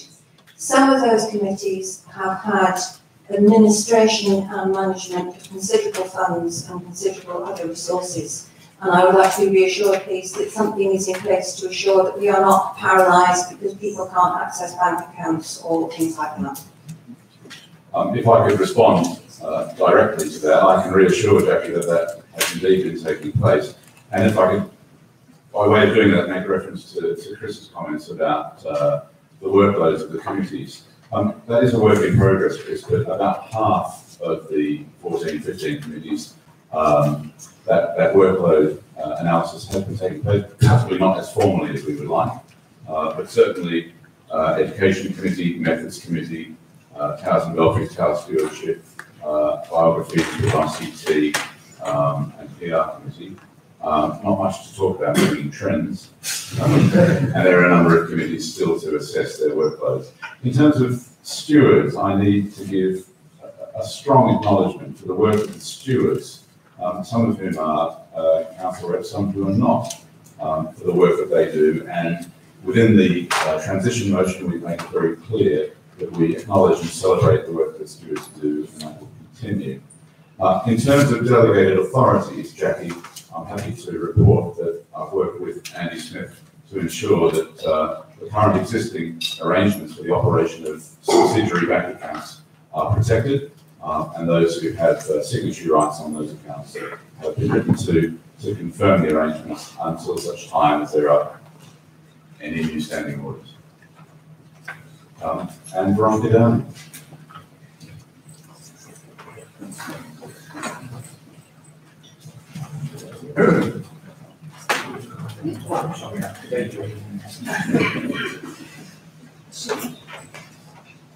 Veronica Downey, Suffolk Guild.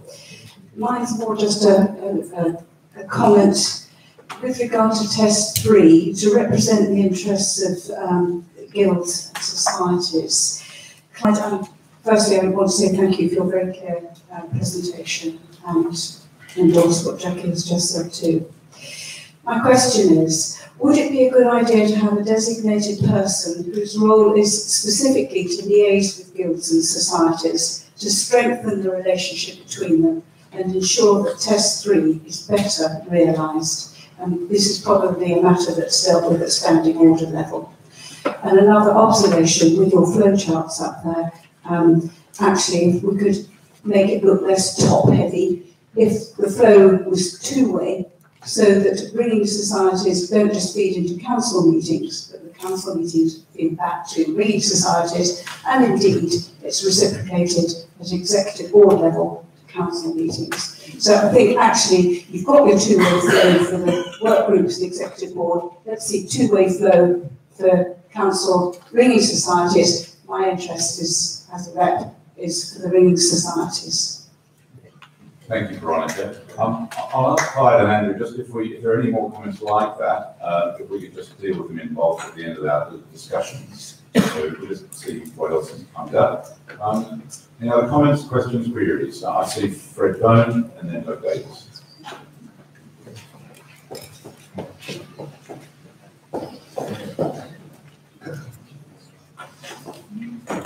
Thank you, Mr. President. Fred Bone, Essex Association.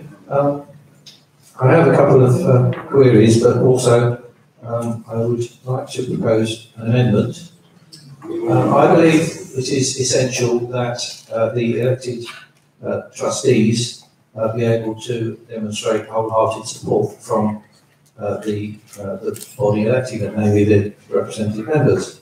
And to that end, I should like to propose inserting into schedule clause 2 of the schedule, insert in front of where it says by members elected by members of the council. I should like to propose changing that to by a simple majority of the members of the council. This would mean that each trustee to be elected has received the support of at least half of our number, which I believe to be essential to show adequate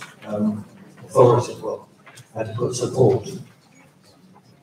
I do have some questions as well, but perhaps afterwards. Thank you, Fred. So we're looking on page 5 of your meeting bundle. Page 5. Page 5 of your meeting bundle.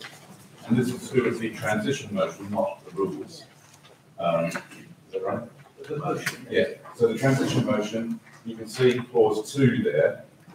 which begins "they shall," and in the second line, of course, to be elected by ballot at this meeting by a simple majority of members of the council entitled to vote.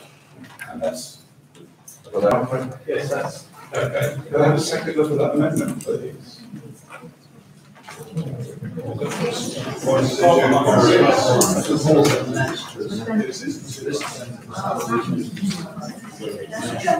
Up on screen.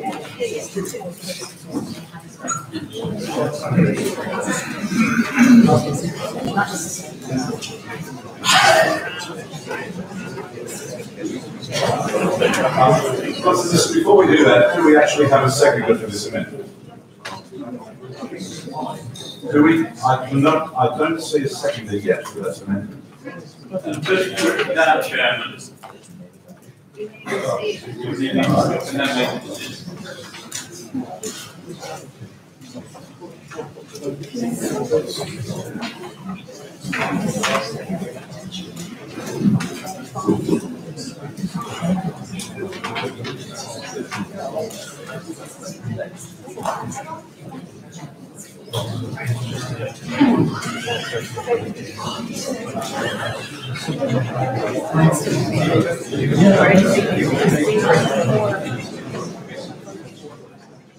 All right, I'm fairly satisfied that should give people the gist. So by reference again, in your meeting bundle, it's on page 5 towards the top.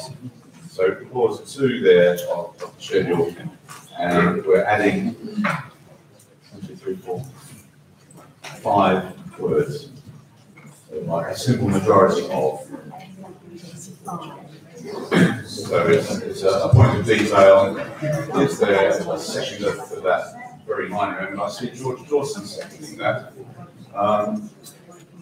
Commentary either way.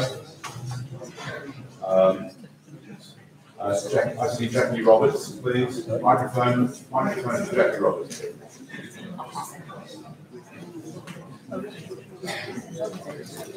I find it, Jackie Roberts, I find it very difficult to reconcile that with 2A, which says that those 4 persons receiving the highest number of votes shall be elected. I think those two things are in conflict with each other.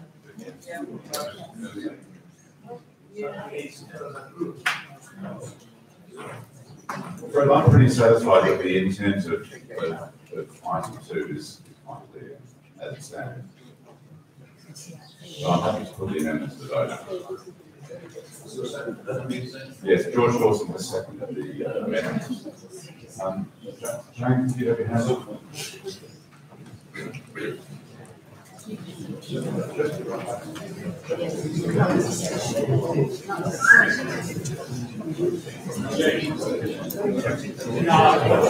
All right. Okay, I have Richard Alton with his hand up, please. Yourselves ain't started confused. It's a question for Fred, really. Is your intention that everyone elected should get at least 50% of the vote? Yes, that's.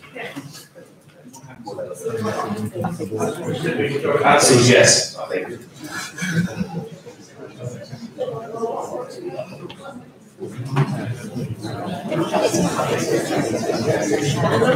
All right, any comments by the way? All right.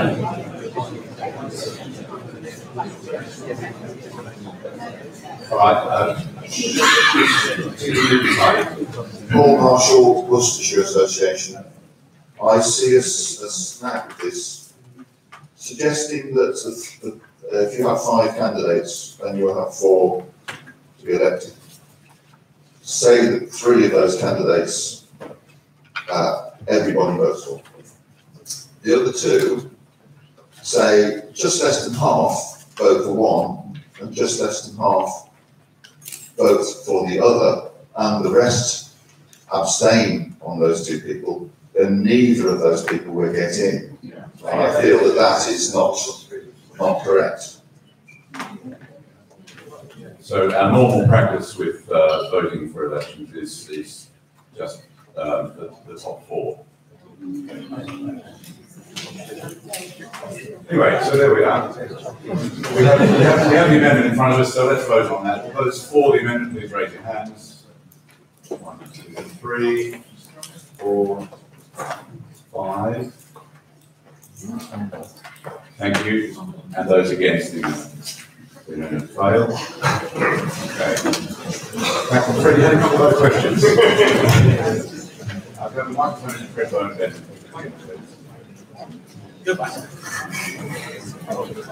Thank you, Mr. President. I'm still Fred Bone of the Essex Association. Some time ago in the pages of the Ringing World, I inquired why between version 2 and the final version, the provision for determining how many members a society has have been moved from the rules to the standing orders. It seems to me, given that that ties in closely with how many representatives you have dependent on your membership, those two belong in the same place, namely in the rules. And I did ask why they thought the executive might need to change the way societies account their membership, in between meetings of the council. I don't seem to have had an answer to that, so I would welcome clarification on that. And the other one is, what I did say about life members and having the vote, it would be rather churlish to take voting rights away from those who already have them. This doesn't explain why, or perhaps it does explain why, the ex officio members are now to be denied the vote. Thank you, Fred. So we're going to hoover those up into a final closing remarks from Clyde and Andrew. I see Doug Davis here.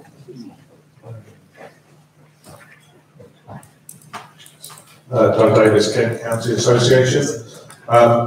We're hearing the word time being bandied about quite a bit. We need more time to think about these changes. People need time to think about it, time to talk to their members, time to get the buy-in of their associations. One thing I don't think we have is too much more time. If we continue to delay, not move forward, not make changes, you're going to lose people on this council who have the energy and interest in working with the new council and moving these changes forward and making it more relevant to ringers and associations going forward. I know I personally had a similar experience recently in my own association, where after 4 years of trying to make very, very minor changes and still not being able to change the minds of those who attended annual meetings, I've had enough. And I've walked away from my role in that association because, there's, in my view, no future in it. We need the people in this room that are actively engaged and keen to move this council forward. We can't hang around forever. So I just feel that we need to, grab the ball by the horns, make a step in the right direction, and stop talking about time as if we've got as much of it, as there is. Thank you.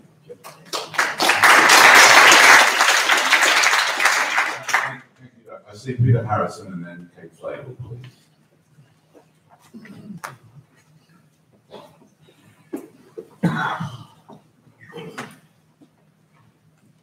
Peter Harrison, ANZO, and that's my point, ANZO. I am a representative of ANZO. This is taking up Fred's point about ex officios and additionals. And the comments I'm about to make are not related to those people in those positions. There's nothing personal against them. One of the things that Clyde has said is the responsibility and how we are all representatives of our societies. And then we are electing the executive and the work groups from there. If, some strange way that I became ex officio or an additional member or whatever, and I decided to join the police force in Australia, I could, in theory, be a past master of the Cumberland who's an Aussie Catholic boy. Now, who would I be responsible for if there was a motion up and those 4 societies had 4 different ways of wanting to vote?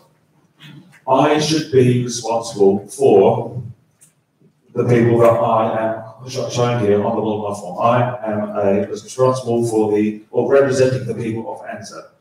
And those who vote should be representing those societies they represent. It's very, if I was, like I said, those four societies I could, in theory, represent, I could be torn. It would not be, I would be representing each of those if they have conflicting views. I will be making a decision on my own basis. That's not what the rules are about. We are representing all the ringers, not ourselves. Thank you, Peter. Kate Clay will get in front, and then Jane Wilkinson. Kate Claiborne, Surrey Association.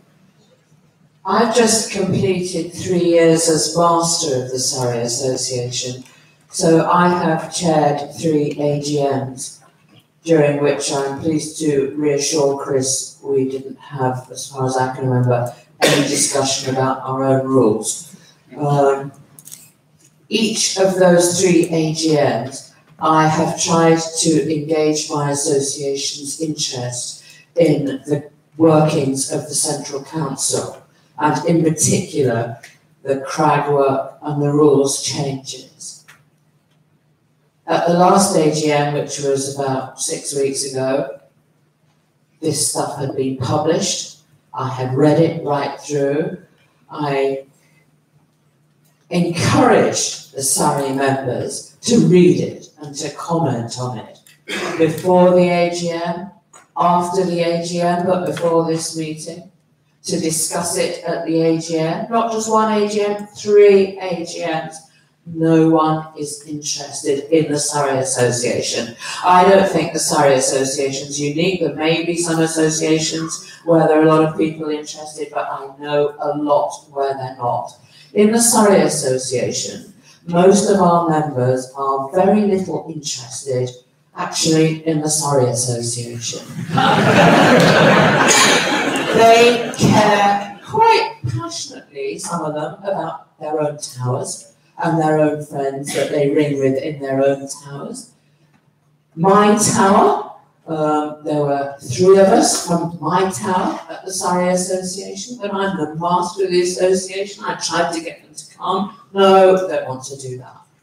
I think we need to recognise the problems, not just the recognition of the Central Council, but other problems within our associations of finding officers, of recruiting and retaining ringers, all these things that we need to deal with. Let's try not to kid ourselves too much that very many associations care who is their representative on this council or what rules we enact here.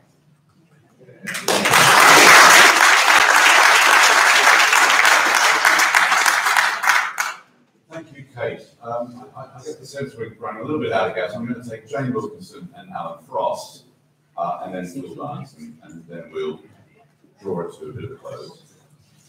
Mr. Chairman, Wilkinson Society will not be. Hold on, please, Jane. Sorry, I'm sorry. I don't hear myself.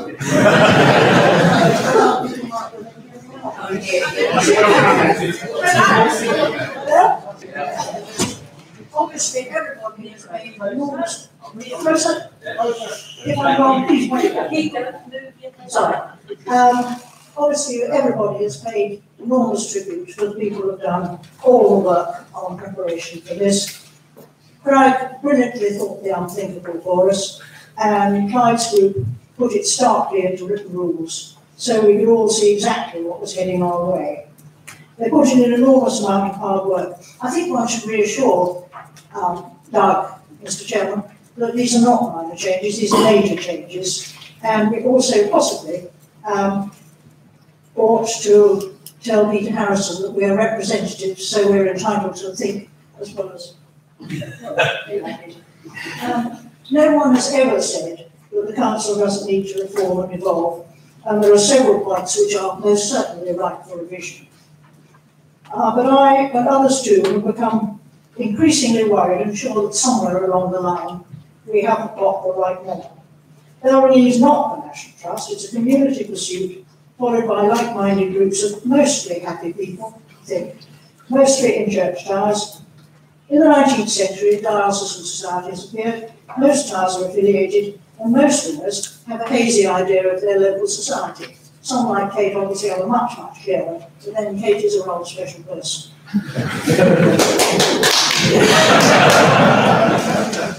But they can ignore ringing organisations beyond their walls if they like.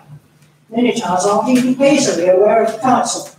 That doesn't remotely matter, and I say that again, it does not remotely matter that they're not aware of the council. What does matter is that the council is there to help when it's needed, as an effective umbrella.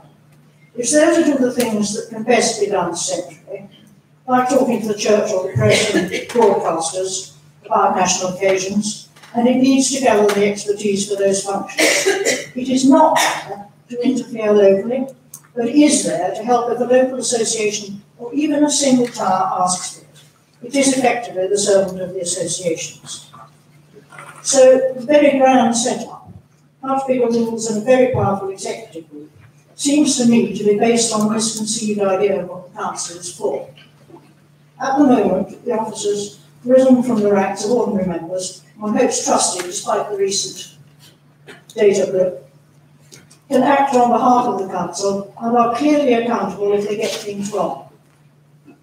They led the council with help from the admin committee, which quite deliberately includes all the committee chairmen and then gives a pool of recognised specialist expertise accessible in one room and one place. And it can have meetings other than the two it has at the moment. It's not restricted to how often it meets. That disappears with the new rules. And as well as the executive apparently executing everything, we get powers for them to discipline naughty members, adjust rules and standing orders and appoint people. It seems even more introspective. And introspection may well be part of the reason for some holding a low opinion of the council. We even have the odd situation, which has been referred to before this morning, where the stewards who are responsible for the valuable library and other valuable property have no vote at the council unless they have dual membership. And the secretary who does all the work loses the vote too. How absurd is that?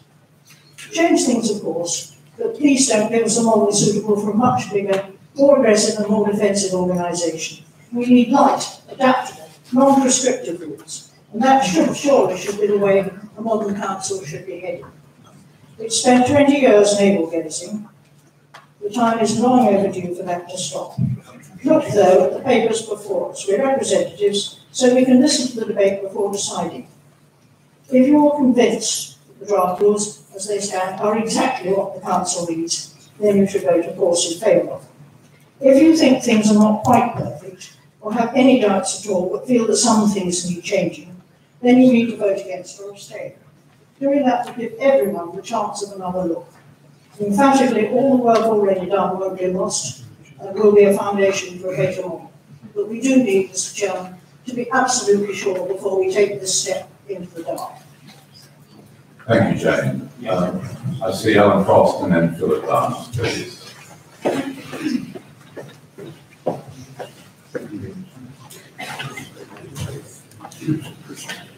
Alan Frost, life member and ex-UL representative and ex-College Youth representative. It's something like 50 consecutive years now I've been on council and heard increasingly the council over the years try and move forward and then step back from the brink. A year ago, I was somewhat sceptical of the Crag motives and the way they wanted to proceed. As the years gone by and seeing how they responded to the representations made, I'm still a little anxious on work groups, but I feel that the process has been taken far enough forward that the council should accept this year and move forward, and I would urge council members to accept this motion.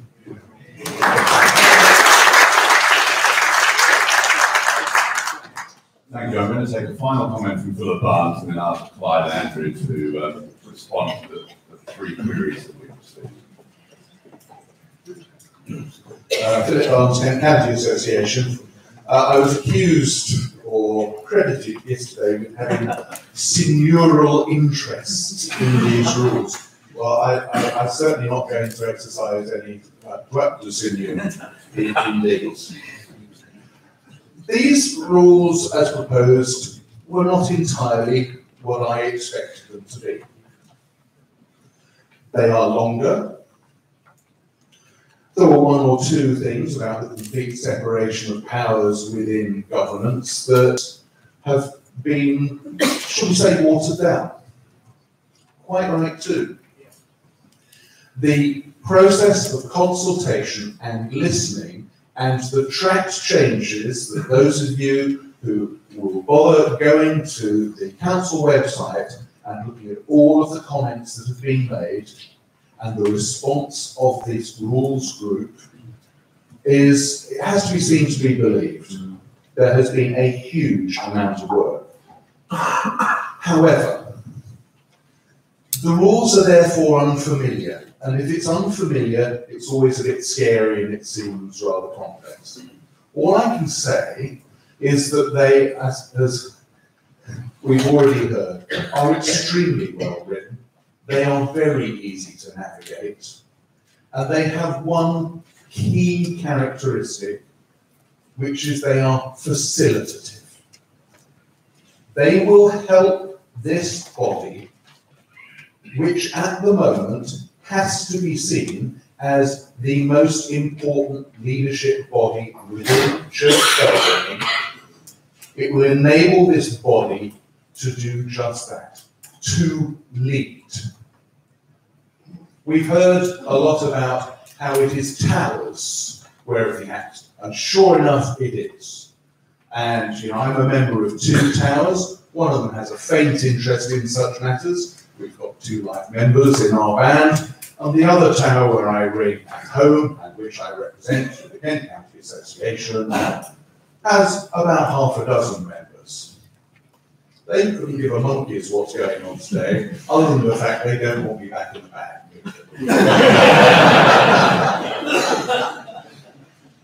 Having said all of that, these rules provide the very first step. They're not dangerous, they're not radical. They allow us, the representative members, we're not delegates. Some, I know, have been mandated to vote in a certain way. In Kent we haven't.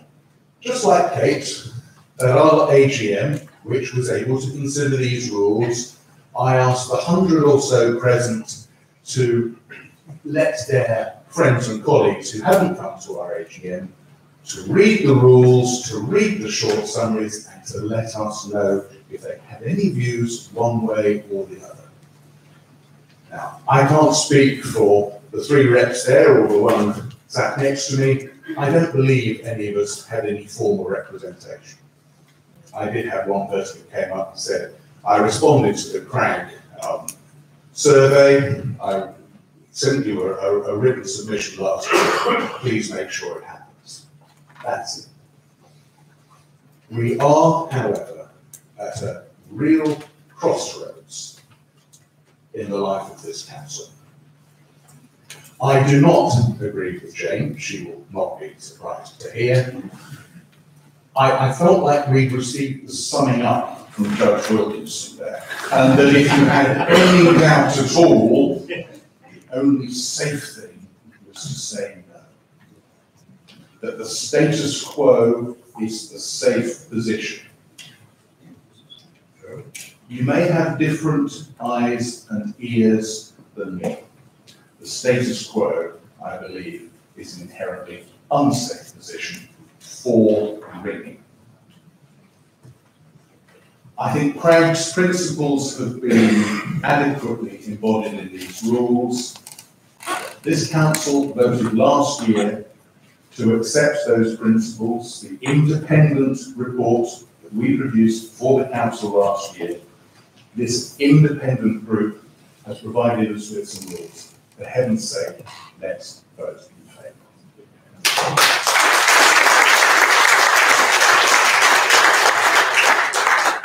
Thank you, Phil. I'm now going to invite Clyde and Andrew to respond to the 3 queries. I had one from Veronica and 2 from Fred, and then we're just going to edge our way closer to the vote itself. Do you want to do it in reverse order or the same?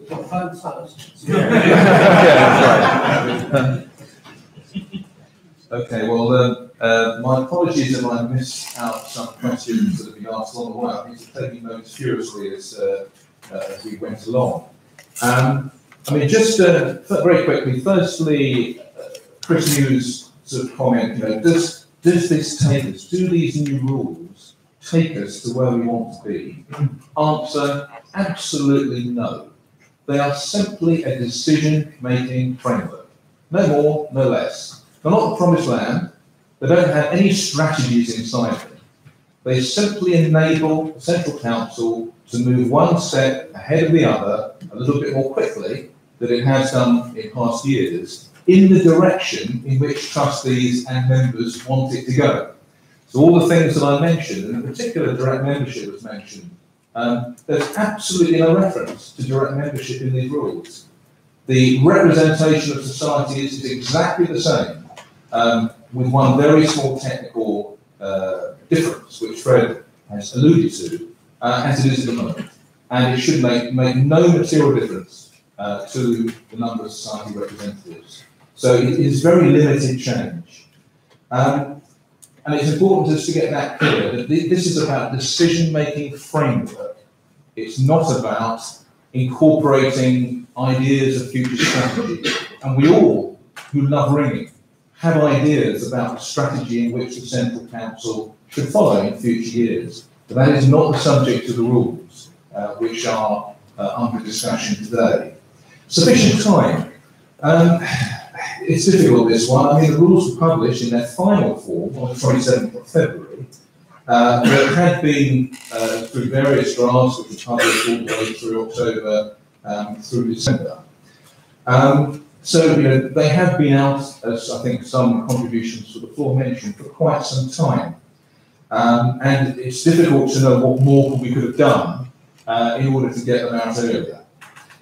The question of consultation, as Phil has alluded to, I really can't see what more we could achieve in terms of consultation, with 30, mostly senior council members, contributing to this exercise, with 500 individual comments. And in addition to that, I had a number of meetings. I mean, Chris mentioned the question of reviews, sitting opposite someone at a desk and going through the detail with them. I had meetings with Phil Barnes, I had 2 meetings with Chris New, I had a number of meetings with Mary Bone and other people as well.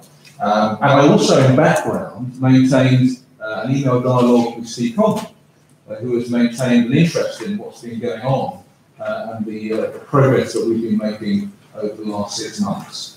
So that was all in addition to the formal consultation exercises that we went through, which were very thorough. More time. It's difficult, really, this one. What could we do if we had more time? We would be sitting around in a similar room, probably in London, in September next year, but we would probably be asking ourselves exactly the same question as we're asking today. There might be a further consultation. There perhaps would be further changes, a further consultation exercise would happen. And there will be the same complaints. That consultation hadn't given council representatives enough time to consider it, the results were too close to the September meeting and it needed to be pushed back a further year into 2020 or maybe 2021. So, yes, I understand, and Phil has alluded to, the any change involves risk. Yeah, any change involves a leap of faith. Buying a toaster involves a leap of faith. Is it going to work or not when you get back to this? But as Phil has said, and as Andrew has said as well, the process we have put in has, in my view, ensured that what is being proposed today is as safe as it can possibly be, and is fully compliant with what the Charity Commission expects as well. There is that phrase sometimes that you hear, the perfect can sometimes be the enemy of the good. The perfect can be the enemy of the good. So whilst I hear Jane's comment that maybe we could make this even more perfect. Frankly, I think that the process that we've had over the last 6 months, the degree of feedback we've had from council members, the work we put in to talk to key individuals who have experience and expertise of the council, should ensure that, as someone has said, we are more than 80% there in terms of what we want to achieve. And sometimes trying to go for the absolute perfect can be the enemy of what is actually very good indeed. And certainly I believe, my fellow work group members I think share this view, that what is being put forward now is very good indeed. But it also can be changed, and it can be changed much more flexibly and easily with the structure that I mentioned, the structure of standing orders, changed in between meetings to reflect new challenges than we're able to do currently with the existing constitution. And we just take the example of the Ringing Trains work group, Ringing Trains Committee. We know we want to do something about the Ringing Trains Committee. We may at some point take them off the books. At the moment, that can only be done by waiting for a council meeting and putting a constitutional change in that's voted on by a 2/3 majority in order to make a change. In the future, the trustees will be able to make those changes much more dynamically in between council meetings. But still, I come back to that phrase, qualified delegation, still with the power of council members to call in any change that they feel needs consideration by a council meeting. And calling in a change doesn't mean that there is immediately a council meeting. It doesn't require all of us to gather again. It simply means that the decision is deferred until the next council meeting takes place. And that would normally be the annual council meeting. But if it's a change of particular urgency, the trustees may feel that they need to call a special council meeting. But that would be very unusual.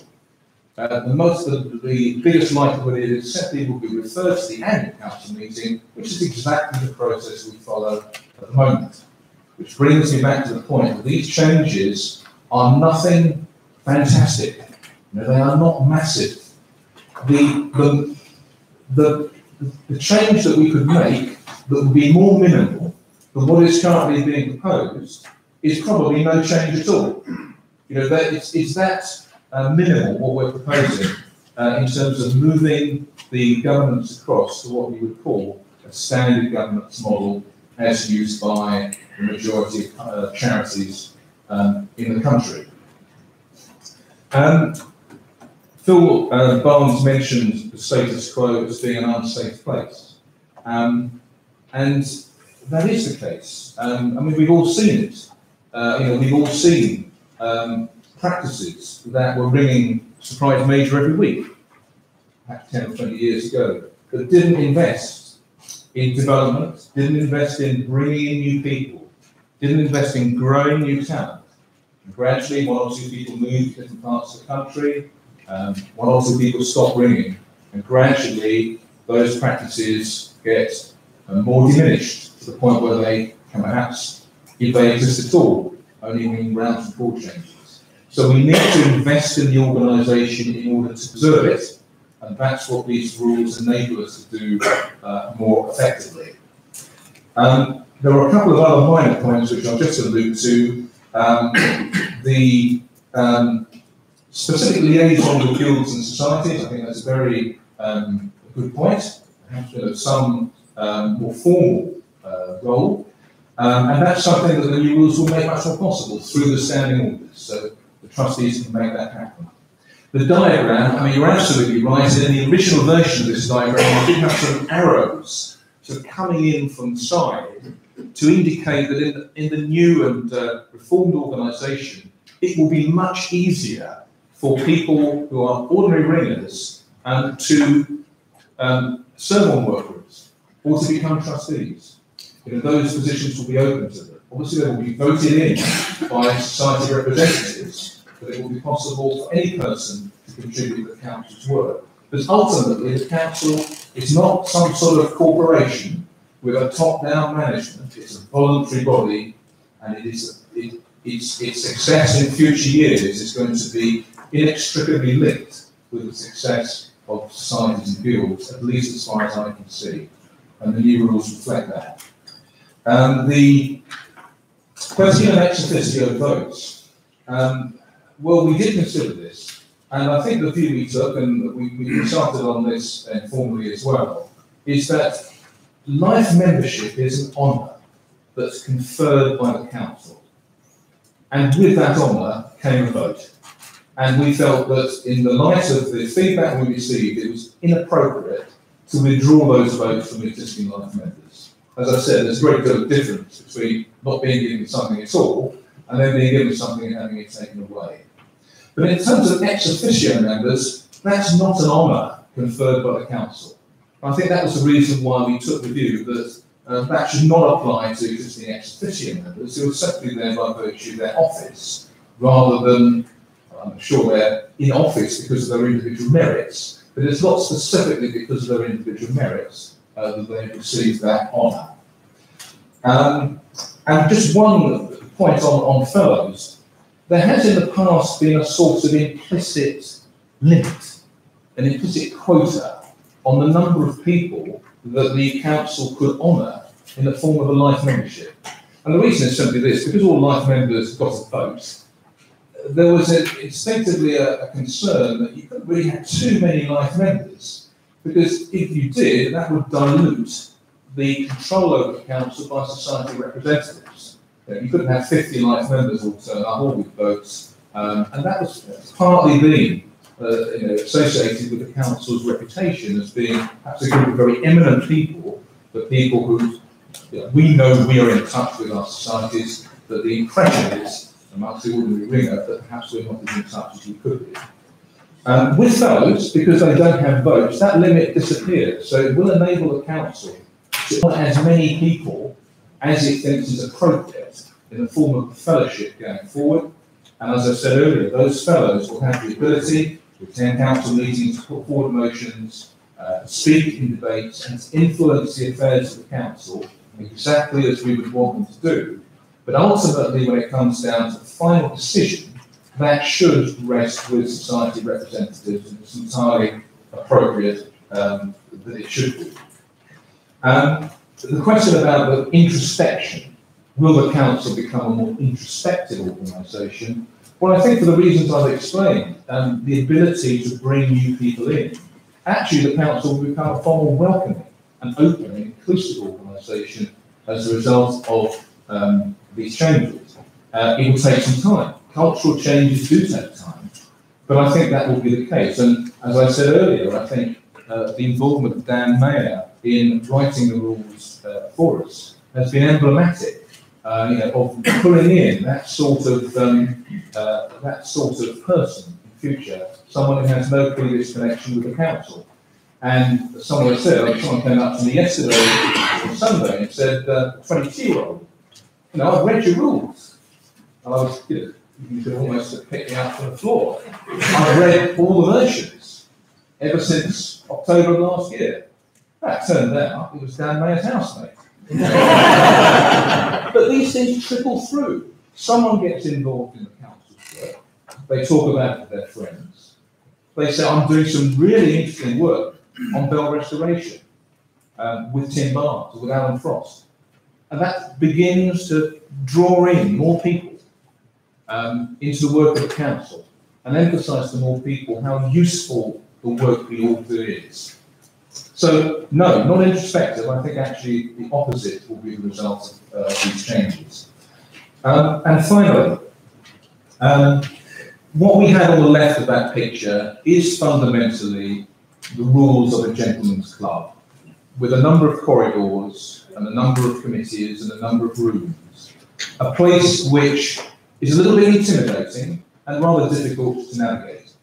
What you have on the right is something which is much simpler, much more open, much more accountable, much easier for people to understand, the very people who we want to draw in to help support the council's work.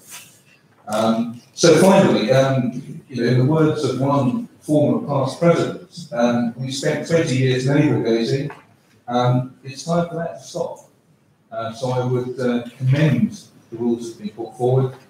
They are, as Andrew has said, extremely safe, and I think that, as I said earlier, those people from 100 years ago, if they looked at what we were doing today, will be quite satisfied with the outcome. Thank you. I've got a talking stick. Been a listening seat. Just in wrapping this up, I'd like to say how pleased I am that we've had a debate. I am very pleased we've had a debate. I think part of this process has been bumped a bit by some of the tensions around. And I think that's quite regrettable. Though I just received a text from the society I represent, the secretary, telling me I've been a member for 50 years. Thank you. That means I've attended well over 500 monthly meetings. I can tell you something about the college. It's intensely democratic. All members are entitled to turn up and vote. We do have discussions, we do have debates, but when it's decided, because we have cleanly debated it, everybody joins up and gets behind it and does it. And that's what needs to happen here. And that's what I would hope, because we are a disparate group of societies, and with all respect, standing and saying you're getting impatient and getting on with it, that's not good in a democratic society. So I just hope we just move on. I'm not anticipating what we're going to vote for. I wouldn't have a clue. But I would just say that whatever way the vote goes, after this, it's time to pull together, get on with it, and go forward together and make sure our societies stick together. Because that is a great achievement of Hayward and Co. We might have had different codes of practice like everything else we can think of, rugby. The Aussies even had 8 ball overs till we got to them. And really remarkably, we haven't had 3,000 changes to appeal from North America, although that was talked about one time, I tell you. Everybody's united around the world in this council, and that's been the effort. I was responsible for bringing the South Africans in, so everybody was in for the 100th anniversary of this council. That's actually something of an achievement to have a unified code practice that we all get behind. Please, let's keep it that way. Thank you, Clyde. Thank you, Andrew.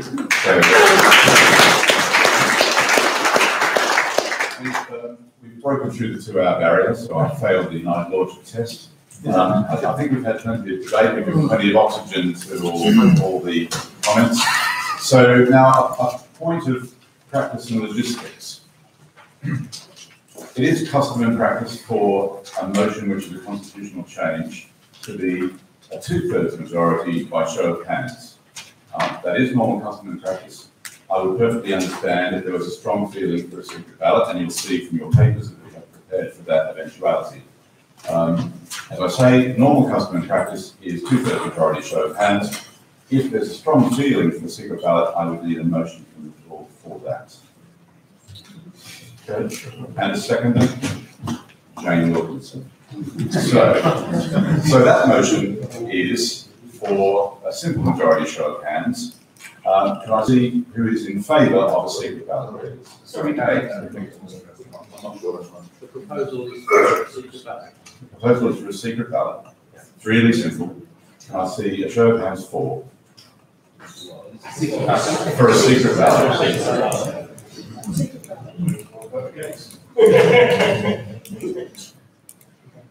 And those against. That motion is defeated. So we move to the substantive motion, motion 13, as you see in your papers. I'm not going to read it out again. So Anthony Lovelwood had a very good point about how do we handle abstentions. I will be asking for those in favour of the motion first. Then I will be, and I'll get to tell us to count that. We need a 2/3 majority of those present and voting. And then I'll ask for those against. I will also ask for any abstentions. Obviously, in this case, an abstention counts pretty much as a vote, but you knew that. Be not afraid. Okay, so I put the motion to the floor, and I ask those in favour of adopting the motion to please raise their hands and keep them raised.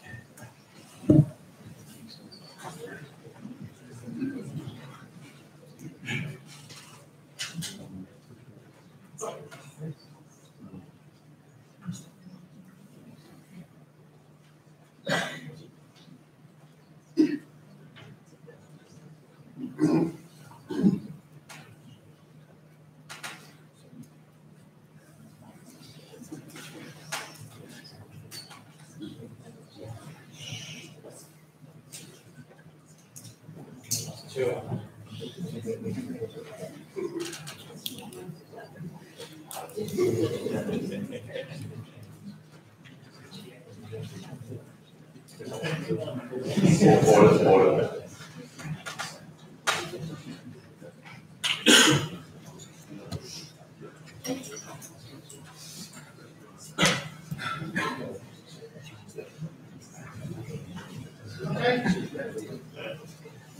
Now, those against, please. Hands nice and high, please. Order.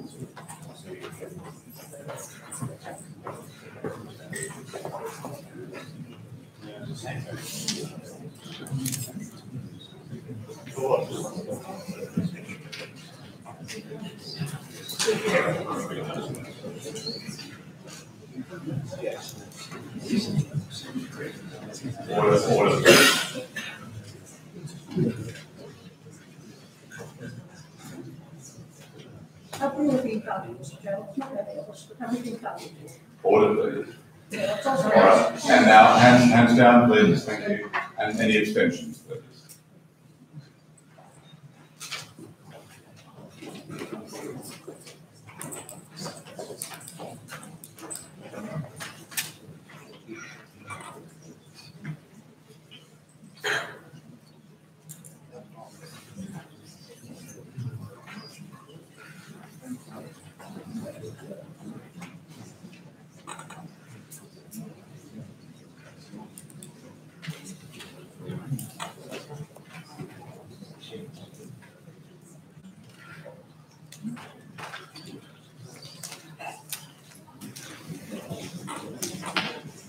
And when you're done, if you could bring them down here, we'll announce that.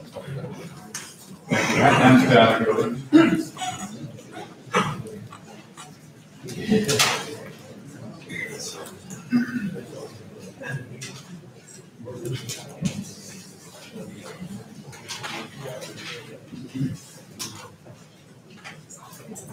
We have around 165, pretty much exactly 165 voting members in the room. Those for. Sorry, could Stephen just repeat that? 162.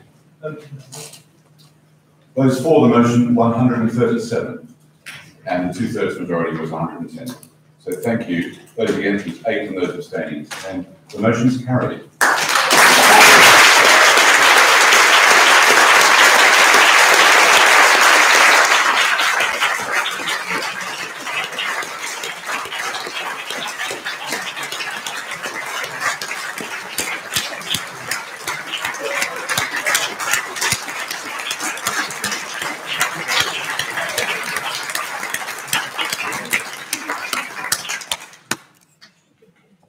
Well, I'm not sure that I can stand up because I abstain.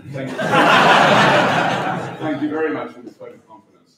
I'm really, really heartened and very, very grateful. Thank you.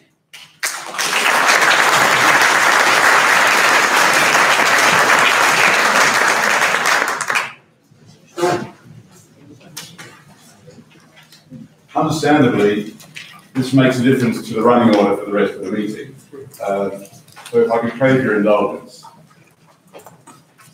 Item 14 in your meeting papers refers to a category that under the new rules will no longer exist. May I crave your indulgence that we pass over item 14? I need to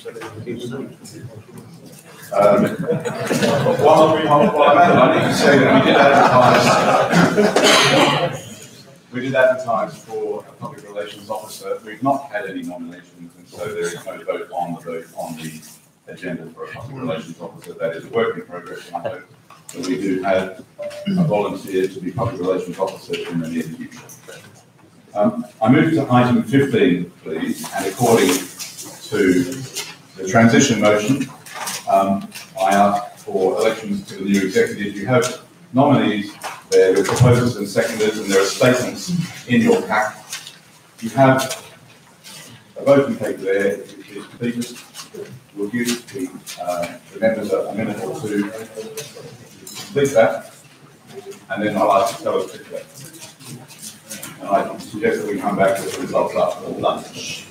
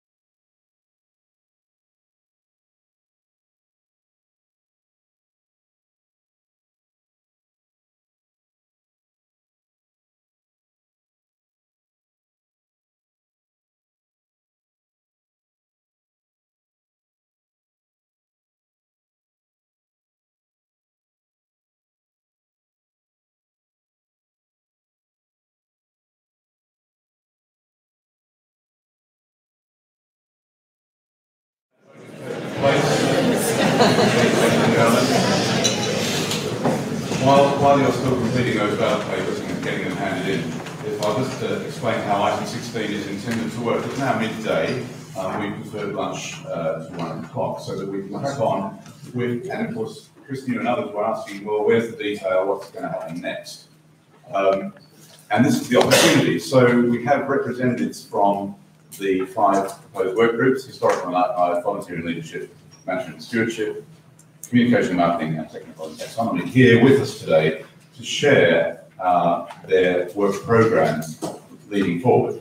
So the idea is that we've got them in the 3 theatres here, Faraday, Franklin and Cavendish, and 2 rooms across the way in the Welcome Centre. If we could take 10 to 15 minutes at each of those. So the idea is that we rotate around. Some of you might want to get a taster of more than one work group.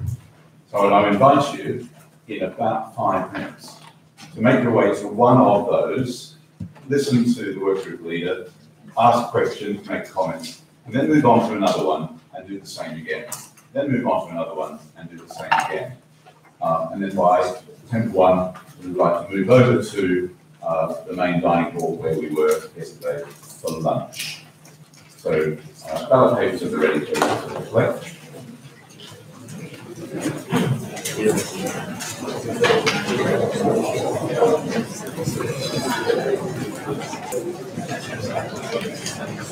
I see Jane.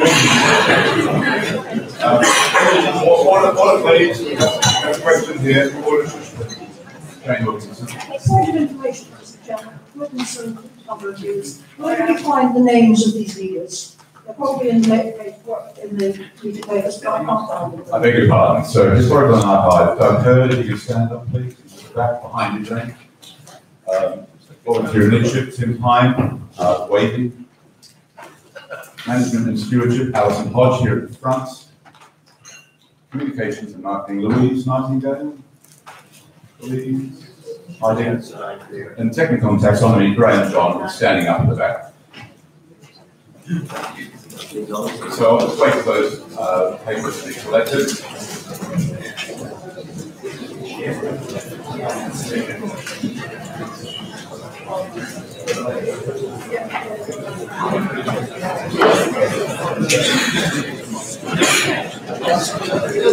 All right, so by all means, have a coffee break on the way. I think we can move invite somebody to Franklin, Cavendish, 12 2, or Spain here.